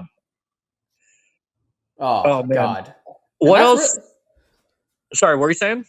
no, that's really where and you know what's fucked up is like Bob Ferguson and my mother, that the house I grew up in, have like the same fucking backyard. Really? Where it's like old fucking like playhouses are still in the backyard. They still are 2025, you know, I mean, Wow. I'm almost 29, you're almost 29. Anyway, yeah, that was eerie.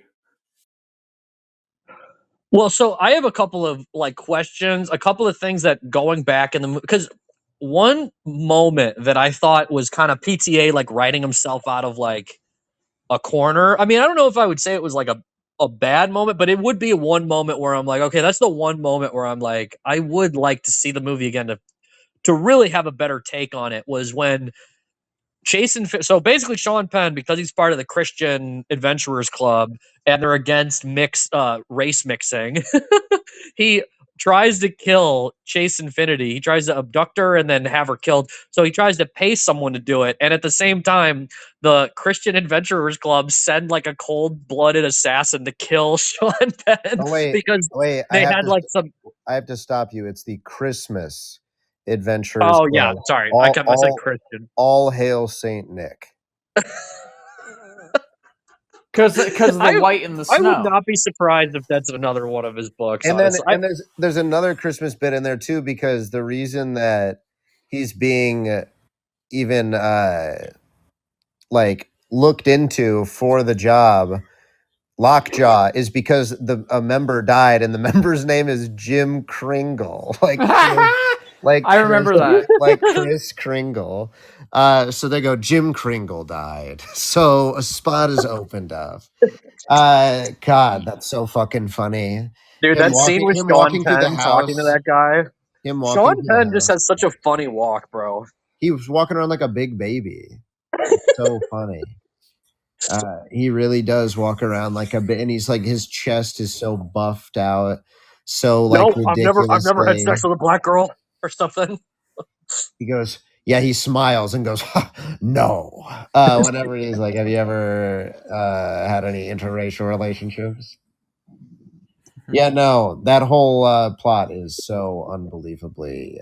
Well, I said we should continue talking about kind of the epilogue that, like, I guess he survives, at least in the film. Well, I think just to like give like the context of he gives her to someone to get killed, and then that person doesn't really want to do it, so he tries to. Right. So what I was gonna bring up was that was maybe the one moment in the movie where I was like, okay, this is kind of like a Hail Mary, like, would this really happen? But yeah, you mean the Native American man that's like, yeah, the guy that's like gonna hand her off to some stone cold killer, and then he just starts shooting everyone, like. It almost is like a spiritual moment in a way of like you just have to just kind of give in to like a miracle happening. But I mean, at the end of the day though, I mean, Pynchon, again, I don't think Pynchon's ever wrote a book that kind of felt like a high wire act. Like, again, I keep bringing up chase sequences, and it's not about dramatic tension in Pynchon. It's about the sentences. Like we read earlier, some sentences from Pynchon. It's the fact that he loves sentences, and a chase sequence in literature is like divine. Like you can describe people jumping over stuff, and it's very descriptive. And for him, he loves, all these like wild, like vivid, like imagery and crazy ass names, and it's always like a crazy person's name. It's not, in a movie you watch a chase sequence, you're not reading the person's like wild Pynchon name as they're like jumping over stuff. But no, I didn't necessarily have a problem with that scene. That was the one moment where I was like, okay, that seemed like I didn't have a good answer for why that guy just decided to. But I don't know, it kind of just felt like it still kind of did feel like in the spirit of Vineland, because there's this weird hopefulness, and there's a weird, like, even though he'll talk about secret societies and the government being corrupt and all this kind of stuff, Pynchon will end his books like he'll have happy endings. Like his books will have just outwardly happy endings, and it's really touching when when a character in Bleeding Edge like sees that 9/11 was like a conspiracy and the official story is bullshit, and then I think she's like taking her kids to school, like is kind of like the vibe of the book after she discovers this stuff. Like there's very much like I'm an old washed man, and I have like a joy in being like a writer, and like I'm gonna give people these human moments after all this kind of like intellectually dense things happening in Pynchon. But it's crazy how all the training, and I just cutting to the ending because we can get to that Sean Penn epilogue.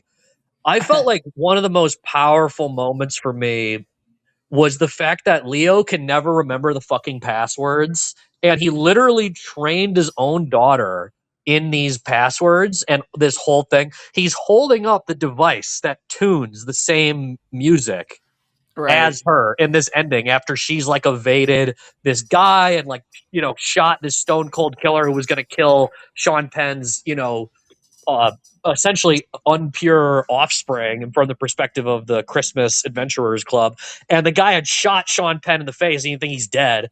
And he starts coming after Chase Infiniti. You just get this unbelievable chase scene going up and down these hills where you're like, oh my God.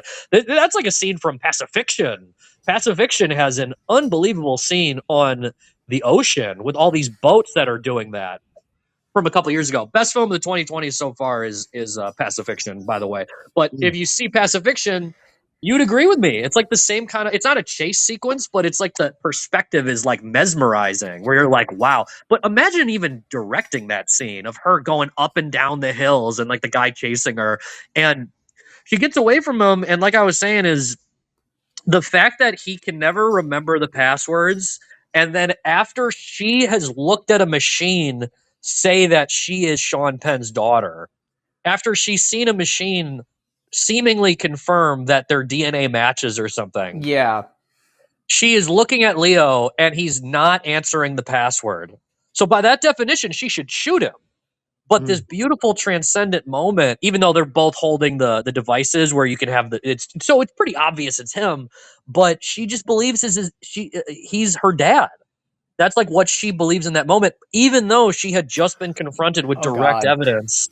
She had just been confronted with direct evidence that potentially he wasn't really her dad. But it's just so obvious in that moment that even if you forget the passwords and stuff, like a father and a daughter, that's just like, you can even say to a daughter, this isn't your biological dad, but fatherhood itself is not about passwords. It's not about getting the right path. It's him looking her in the eyes. And I was just very moved by that ending, being like, wow, this is fatherhood right here. This is not, who knows? I don't know. I don't know if I trust that machine, to be honest. I think it's still hard to believe that Sean Penn, that's his like daughter. But it's a beautiful moment. It's very much like the human moment through all the insanity. There's like a beautiful crackle in Leo's voice when he's like, Willa? Yeah. He's like, hey. He starts smiling, and then she's like still pointing the gun at him, and he's like, oh wait, what the heck? Yo! What was I going to say with the ending? The Sean Penn. So we all think he's dead, and then here he comes with his stupid walk and blood all over his face. He literally got shot in the face and crashed. And his car, just fucking, I don't know.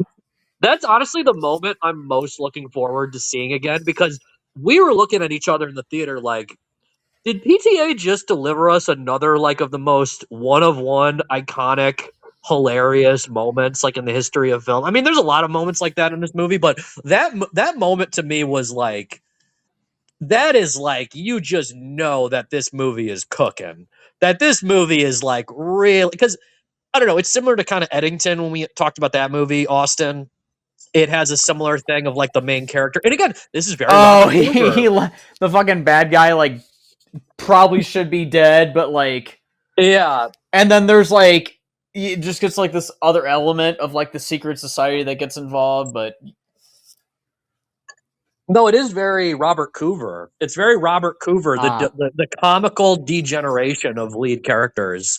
And it's like a joke. The fact that they're like the Terminator, the fact that Sean Penn is like Arnold Schwarzenegger from Terminator 2 or some shit. Like, it's just so fucking funny. There's so many movies that are so funny. And then Yeah. you see his face is all fucked up. And Yeah. everyone is just laughing in the theater, like, how is this guy still alive? And then, another one of the greatest I was one-liners ever. reverse raped.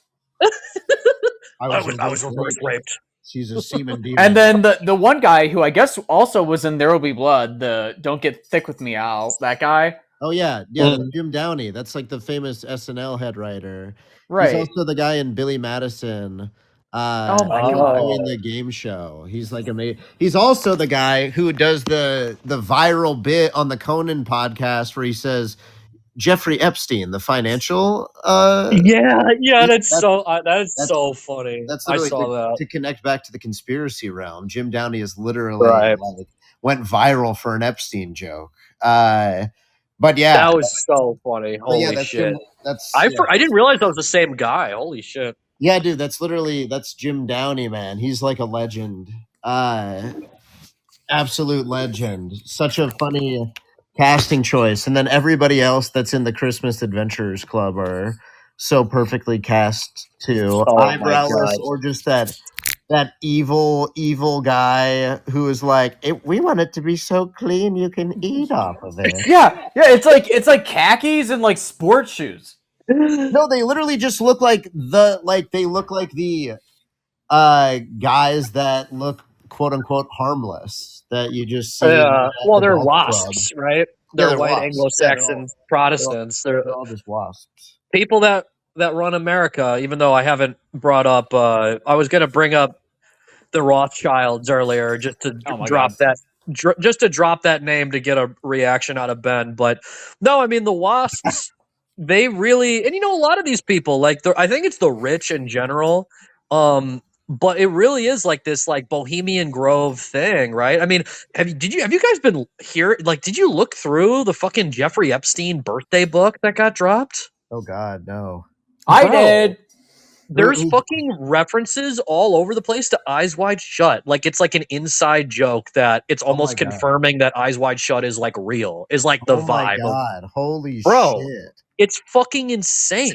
Where do Jeffrey Epstein, it's so on the nose with Jeffrey Epstein. When he tried to flee America in 2018, 2019 for a brief moment, he was staying at the Rothschild Mansion in France.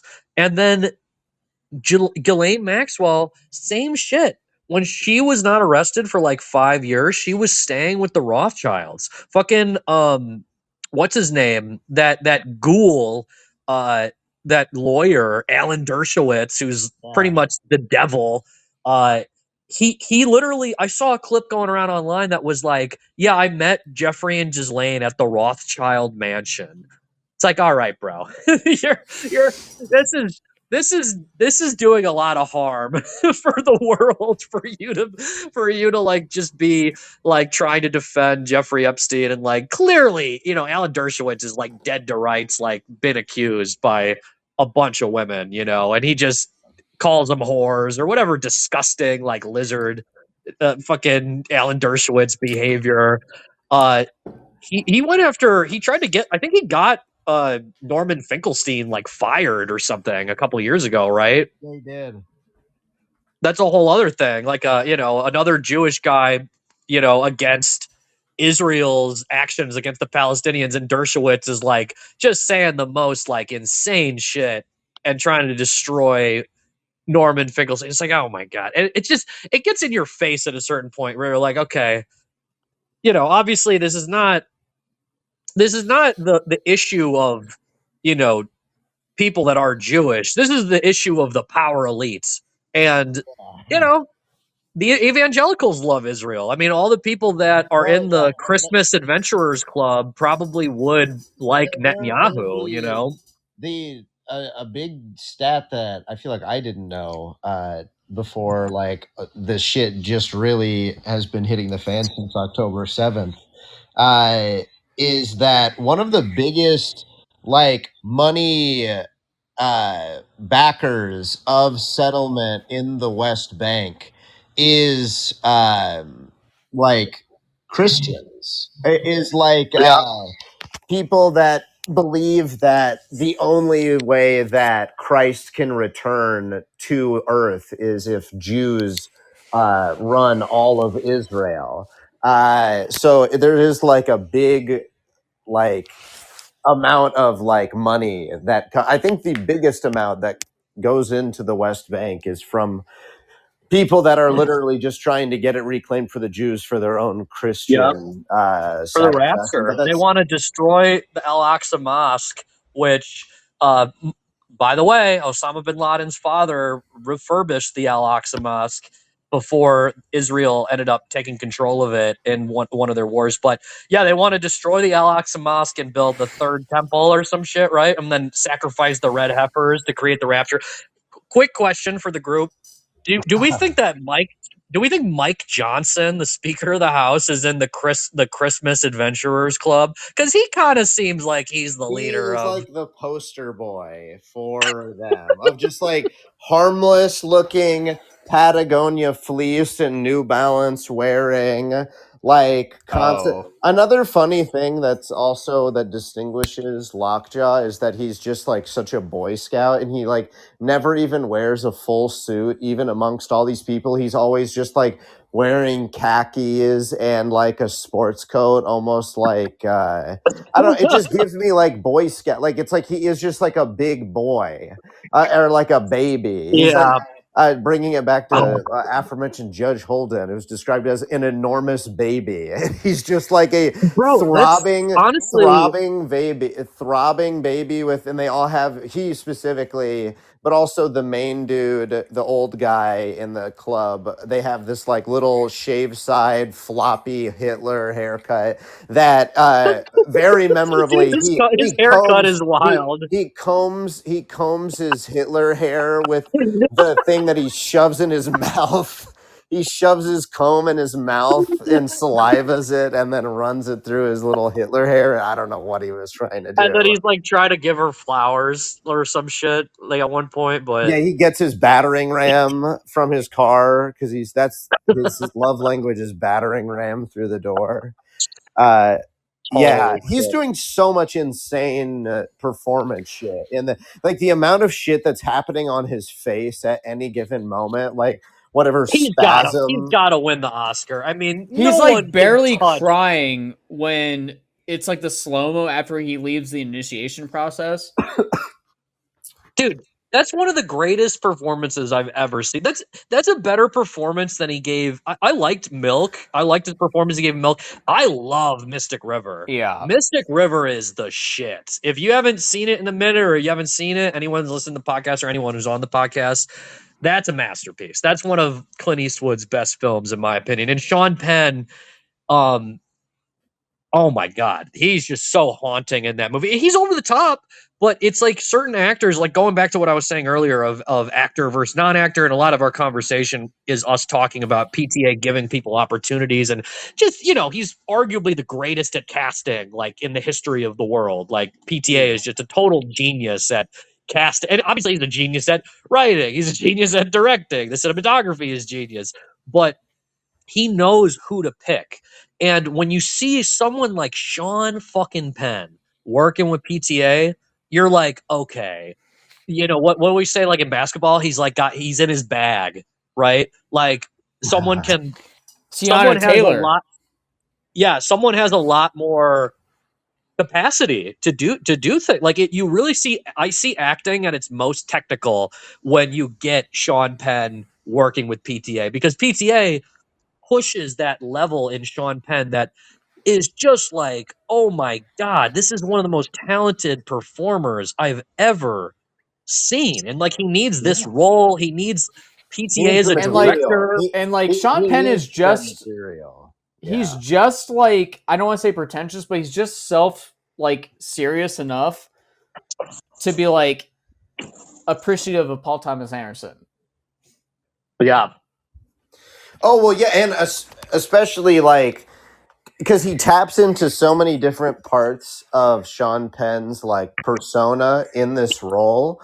because of course there is like the actual just like bad boy angry guy shit that he's tapping into, which people know of Sean Penn, but also it's like Sean Penn makes like firsthand documentaries interviewing El Chapo and shit.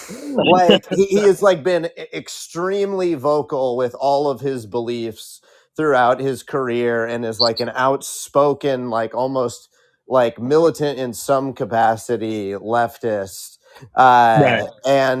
So it's like nobody knows how to play the villain better than this guy who's clearly dedicated so much of his time and energy and anger studying them. So it's like he just knows exactly what it's not like casting John Voight as the bank guy in Megalopolis, where it's like anything that he's doing, he's just doing unconsciously. Where it's like Sean Penn can be in on the joke and do it. That's what I felt from this movie, because it's like he's just doing so many like character-y things in the movie. It's like it's so far from Sean Penn. Like he's really out there. Like I'd say he's going as out there as he does for anything. Like I Am Sam level. Just like I'm good doing it. Like it's like he's. Well, you see the level. You see the level George of C. Scott and one-upping George. Oh, C. that's Scott that's an incredible comparison. Holy shit, George C. Scott in which film? In Strangelove. Of course. Well, as the general. we did like a bet. We did an episode a couple months ago where we kind of ranked our best like Oscar best pictures, and I literally picked Patton as the number one. If you haven't seen Patton, Oliver Stone's Patton. No, but fucking Patton with George C. Scott in 1970, that won Best Picture, 3-hour like war movie. That's Oliver Stone, right? No, it's I think Coppola wrote the script, Francis Ford Coppola. Oh, but it was a different director. It wasn't either of them as a director, but I think Coppola wrote the script. I think he won an Oscar for Best Screenplay for Patton. It's Franklin J. Schaffner. Okay, dude, Coppola, I swear to God, no, the Sean Penn comparison to George C. Scott is just perfect, because in Patton, he's like going on unhinged rants to like, he's like taking his soldiers to the ancient battle sites between Greece and ancient Rome and Carthage.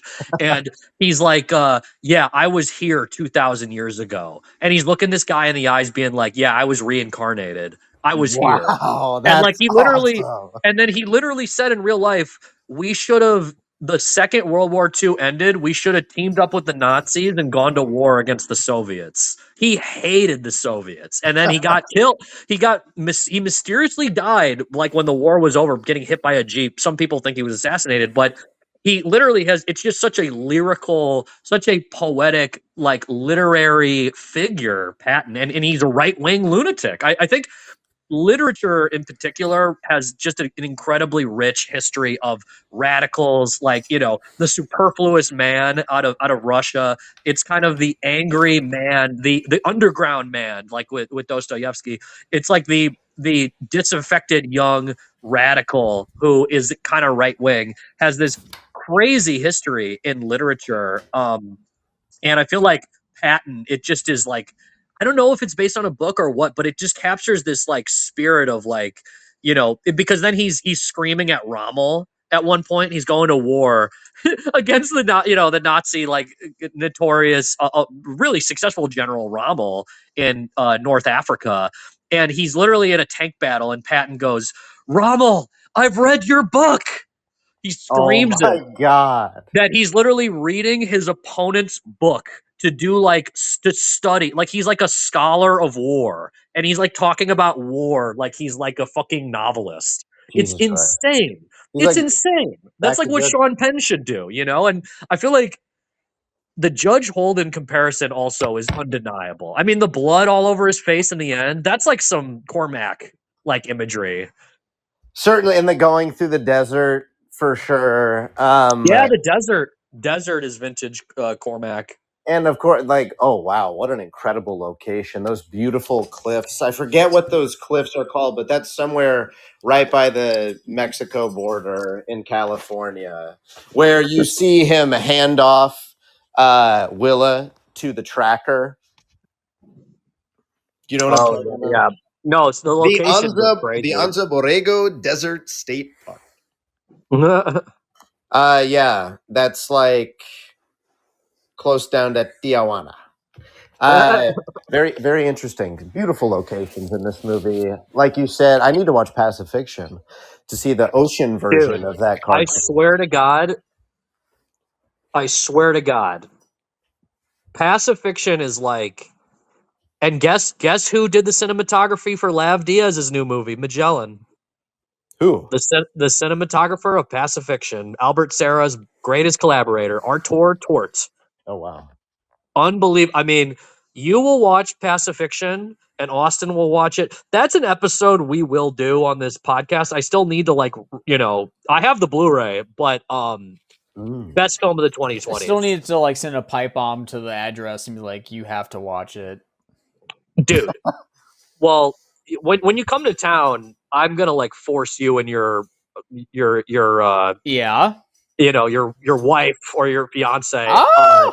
I might force you to watch it, but it's very much in our conversation right now. I mean, there's a lot of overlap between Pacifiction and Sean Penn, like character. Like, there's a political element that's not heavy-handed, and you can tell Albert Serra, like, it's basically a political thriller. Pacifiction's like a political thriller, but anyway.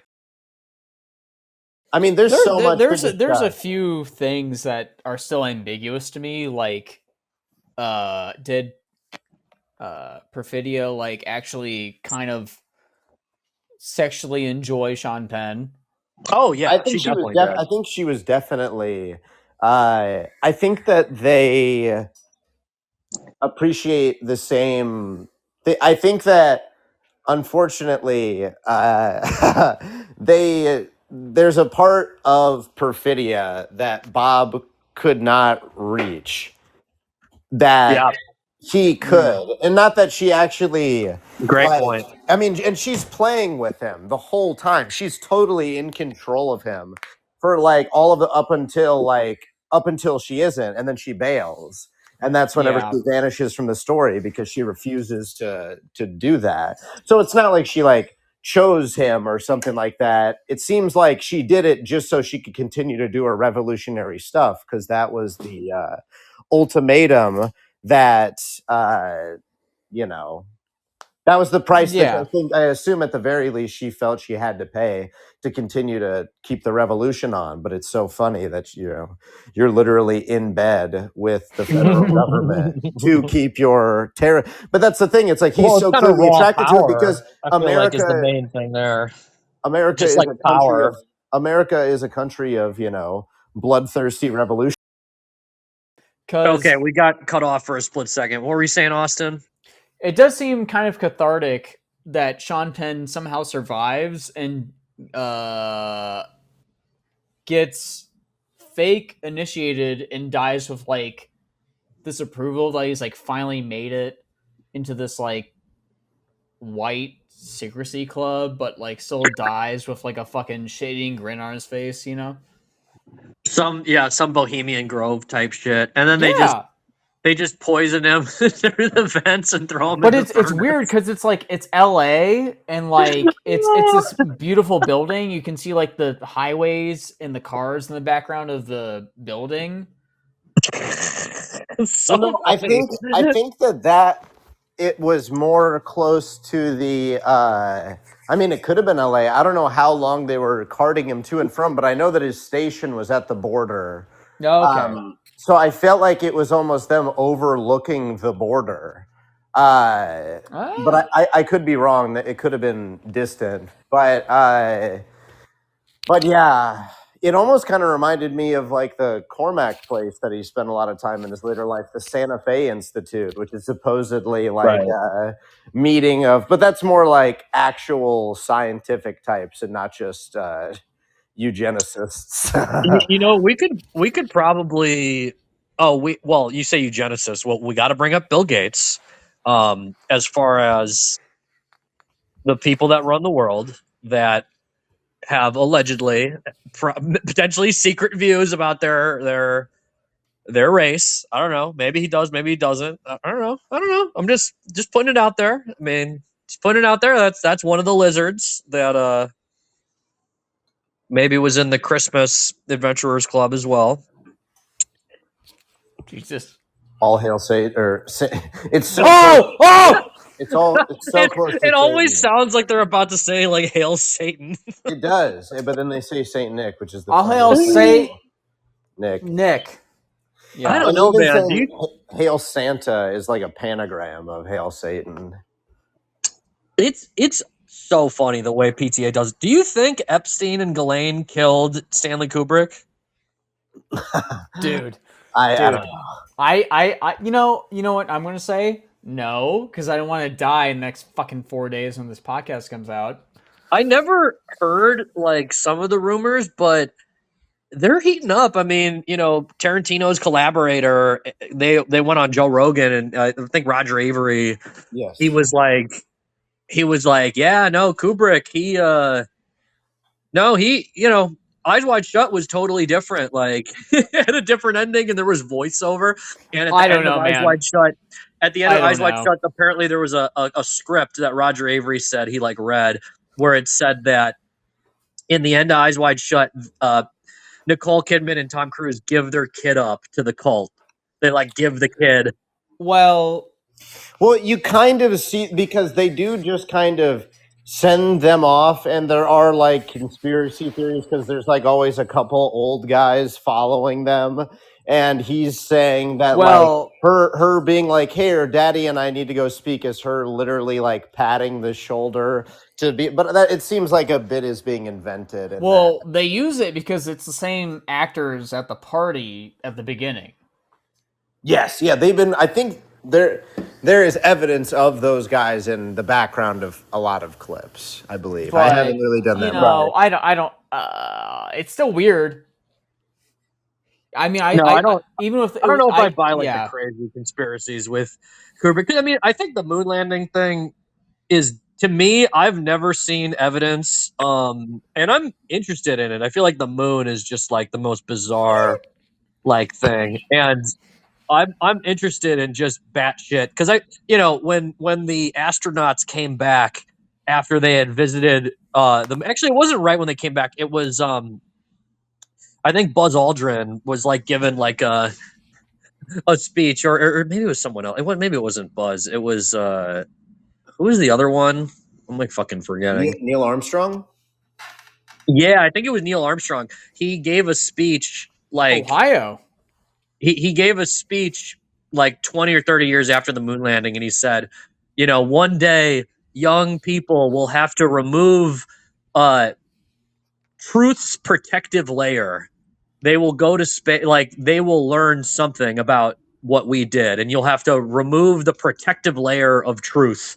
And like just that whole event it's like a one of one historical, like almost like anomaly. Like there's something very strange about the moon landing. It's either we didn't do it or we went and there's aliens on the moon. It's one or the other. It's not what they're telling us. It's not what they're telling us. It's either there's a moon base or we didn't fucking go. Okay? I'm on my third beer.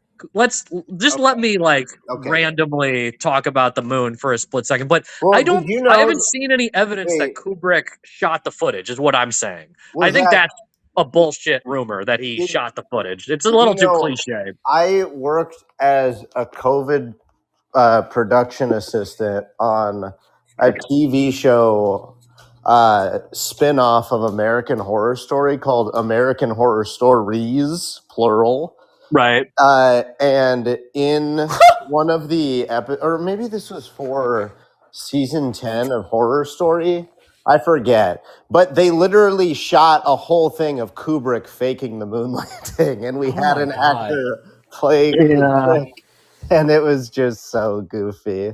It was really goofy to be that's a part of. Where I get with it is just like, because there's something weird about that's so pushed that he faked the moon landing. Like it's in the consciousness, and like people, they did the doc where it's like room 237 where they're like seeing all this like Apollo shit and The Shining.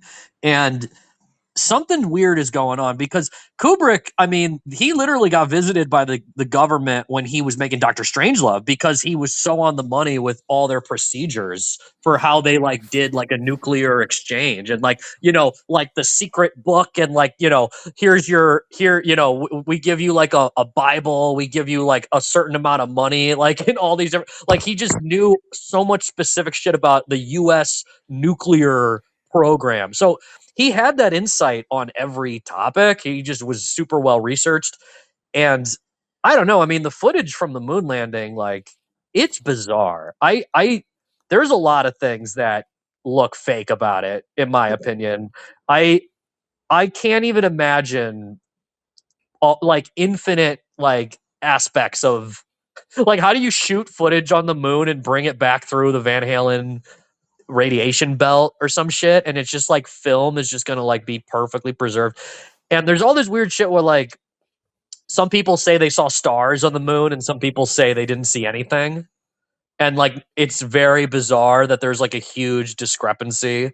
It's not like a unanimous thing between the astronauts. Some of them are like, oh yeah, the stars are beautiful, and some of them are like, oh, I didn't see any stars.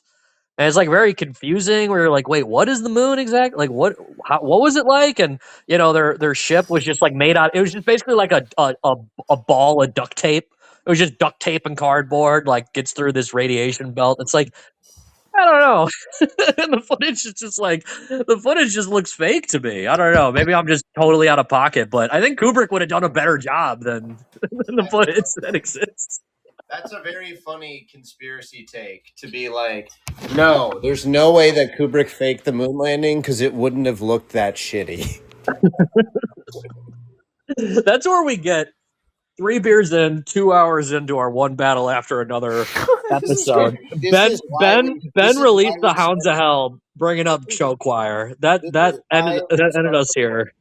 This is why we start recording again, so that we can get to the juice, which is just Zach's bafflement at space travel. He just watches it and he goes, I don't know, man. Doesn't look right. It's so funny, bro. I don't give a fuck. Space is fake. Let's okay. No. No. No. I just put down my beer. Just wait a second. One battle after who? You think PTA would have done a better job faking the moon landing? Like, yeah, PTA is a really good filmmaker. Have you seen Anima? I don't know. Is that like a full feature? Or is that a short? Anima is his Netflix short that he made for Tom York's album. Oh and shit! I think I saw that a while ago. It's technically not. This is technically not his first IMAX screening, right? Because Anima played for one night only in IMAXs in like a few cities. Oh yeah, and they had one in Chicago, and I went, and it was awesome. It was amazing. Oh yeah, I think I remember you saying about that. It's like, God, this guy's good. Well, isn't it crazy? So Johnny Greenwood did the score too, didn't he, for this one? Oh yeah, he's been doing scores for him. Can I bring up something? Dude, shut the fuck up, Austin. He's been on the PTA train since There Will Be Blood, though. Right? Bro, Ben, I have a question for you. I've had the same trajectory. Ben. No comment. Johnny Greenwood, and I have a question for you, Ben. This is I know what territory this is getting to. Wait. Austin just like he asked if he could make a point. It's like what are you doing? What are you doing, bro? Get off the stream. I only wanted to talk to Ben. I don't want to hear your opinions. Remember that scene in Departed when it's him and Mark Wahlberg and Leo? He's like, "How do I fucking kill you?" Yeah, that's a good. Why don't I get a glass of scotch and a handgun? Yeah. Anyway, wait. The fucking the Native American guy, when he gets out of the car, it does the dun dun dun dun in the car, the same score. Yes, that Johnny Greenwood. I watched that and went, oh my god.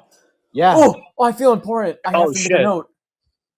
The same score as what? As Anima, you were saying, or no, the fucking score of the movie. Yeah. You realize that it's from that. in that Dun, moment. Wait, dun, it's from dun, what? dun, dun. The fuck, like the trailer that you saw, the first trailer was like dun dun dun dun, and Leo on the phone.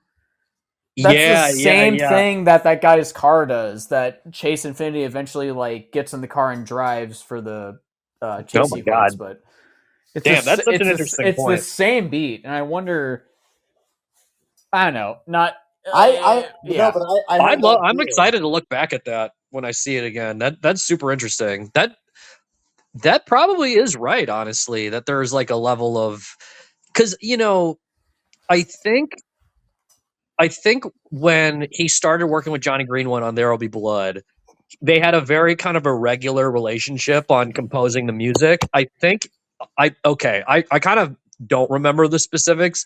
I'm not sure if Johnny Greenwood saw the film when he was sending him bits, but I think he might have sent him material as as PTA was writing the script. I'm forgetting the details, but it was not like a normal kind of thing. And I'm not positive that Johnny Greenwood even like watched like There'll Be Blood before he made the script. I think he eventually did, but I think in the early, like when they were just talking to each other, there was a lot of that. So I think Johnny Greenwood has so much music that he will just show Paul, that I wouldn't be surprised if like over the years, like he was just like, oh my God, like, I'm sure, if I had to just guess, I'm sure this movie was probably the score was composed in like a traditional way, without thinking about it. But I also would not be surprised if Johnny Greenwood had like bits of music that just existed for a while, and it just ended up fitting in the movie. no, it feels But like it that is with the very chase possible. sequence at the end.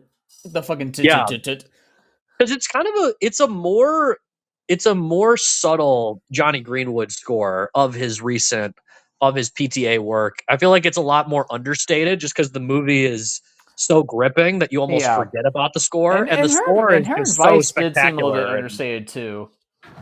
yeah, because there's always needle drops that makes you forget that there's original music. But Right. literally, I mean, like Inherent Vice, when Owen Wilson jumps in the car at the very end with the sun hitting the car, I'm pretty sure that's totally Johnny Greenwood original music, that heartwarming like music, and then you hear you see Owen Wilson go back to his family, and you hear his wife shouting in joy, and it's that gorgeous guitar.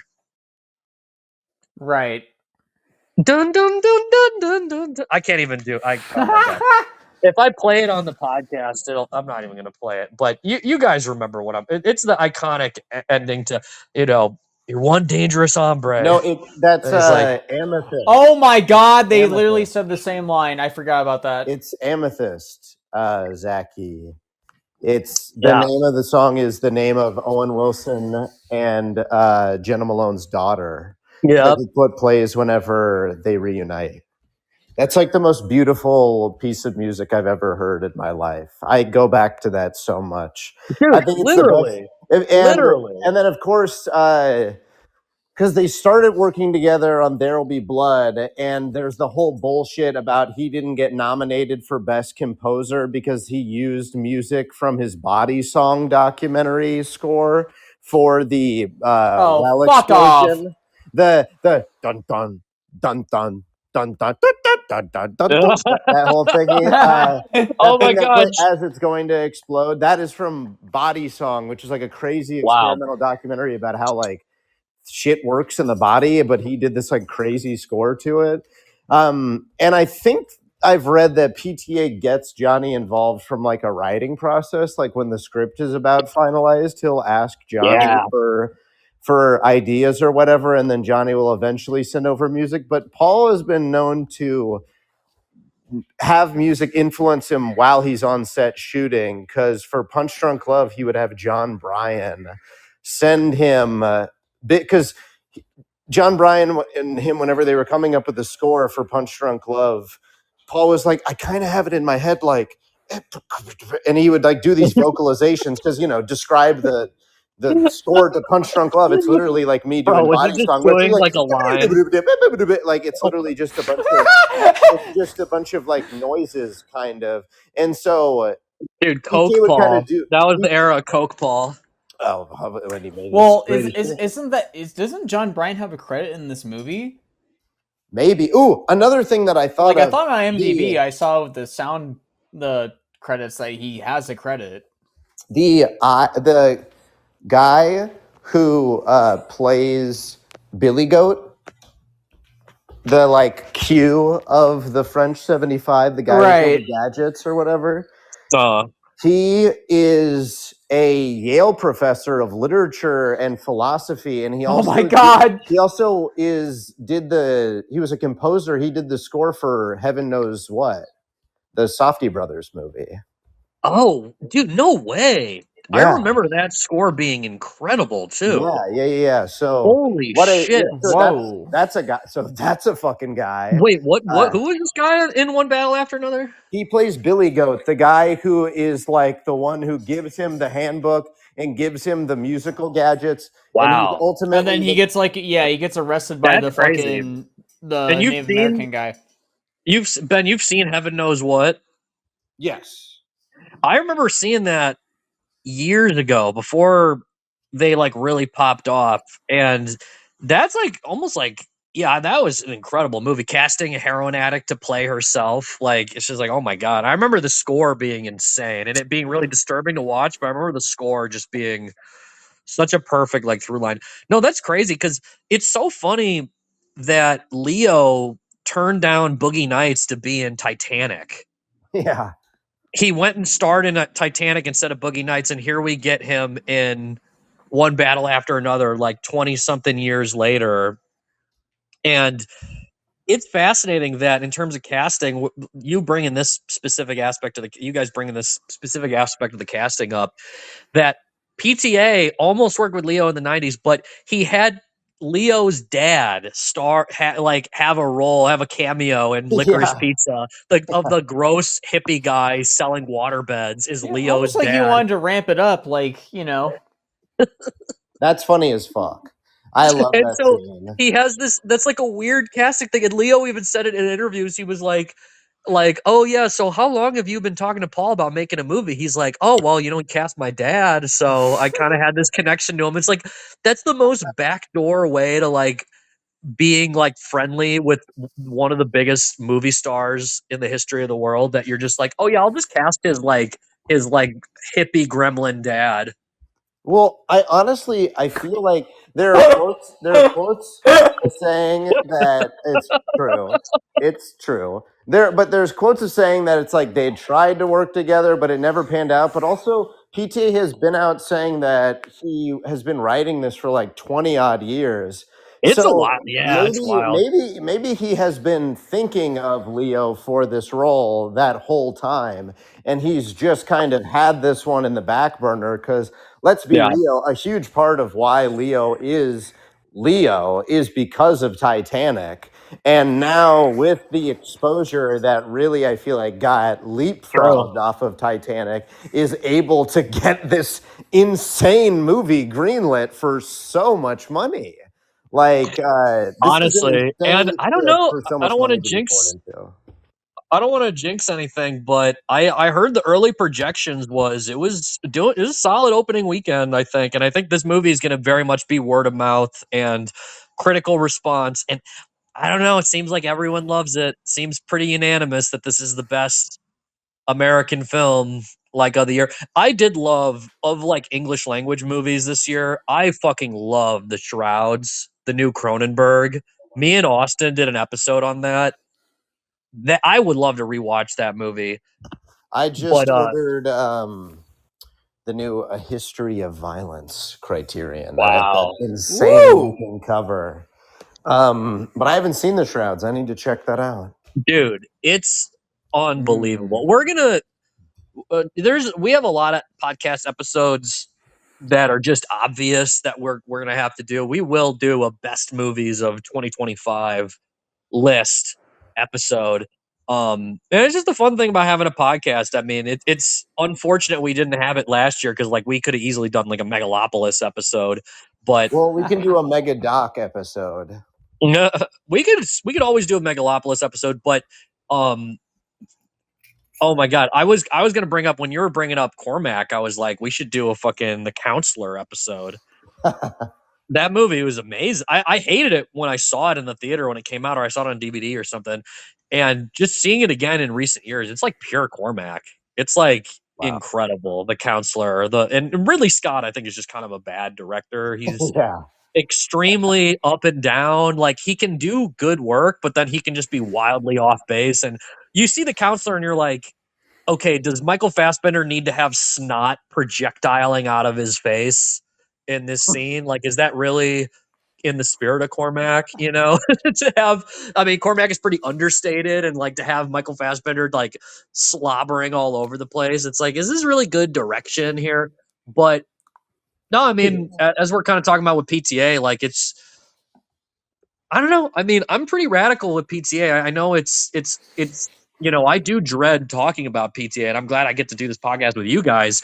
But there's so many people I hear talk about PTA, and I'm just like, oh my god, I don't even want to hear one thing that like so many people like say about PTA. But I don't know. He's in the conversation for the great American filmmakers. I mean, I personally prefer him over Kubrick, and you know, obviously Kubrick is an all time great, but PTA is very much in the same tradition of Kubrick. He always tries to switch up his style. Like, there's things that like go from film to film, but he really challenges himself in a similar way to Kubrick, where you just never know what the next project is going to be.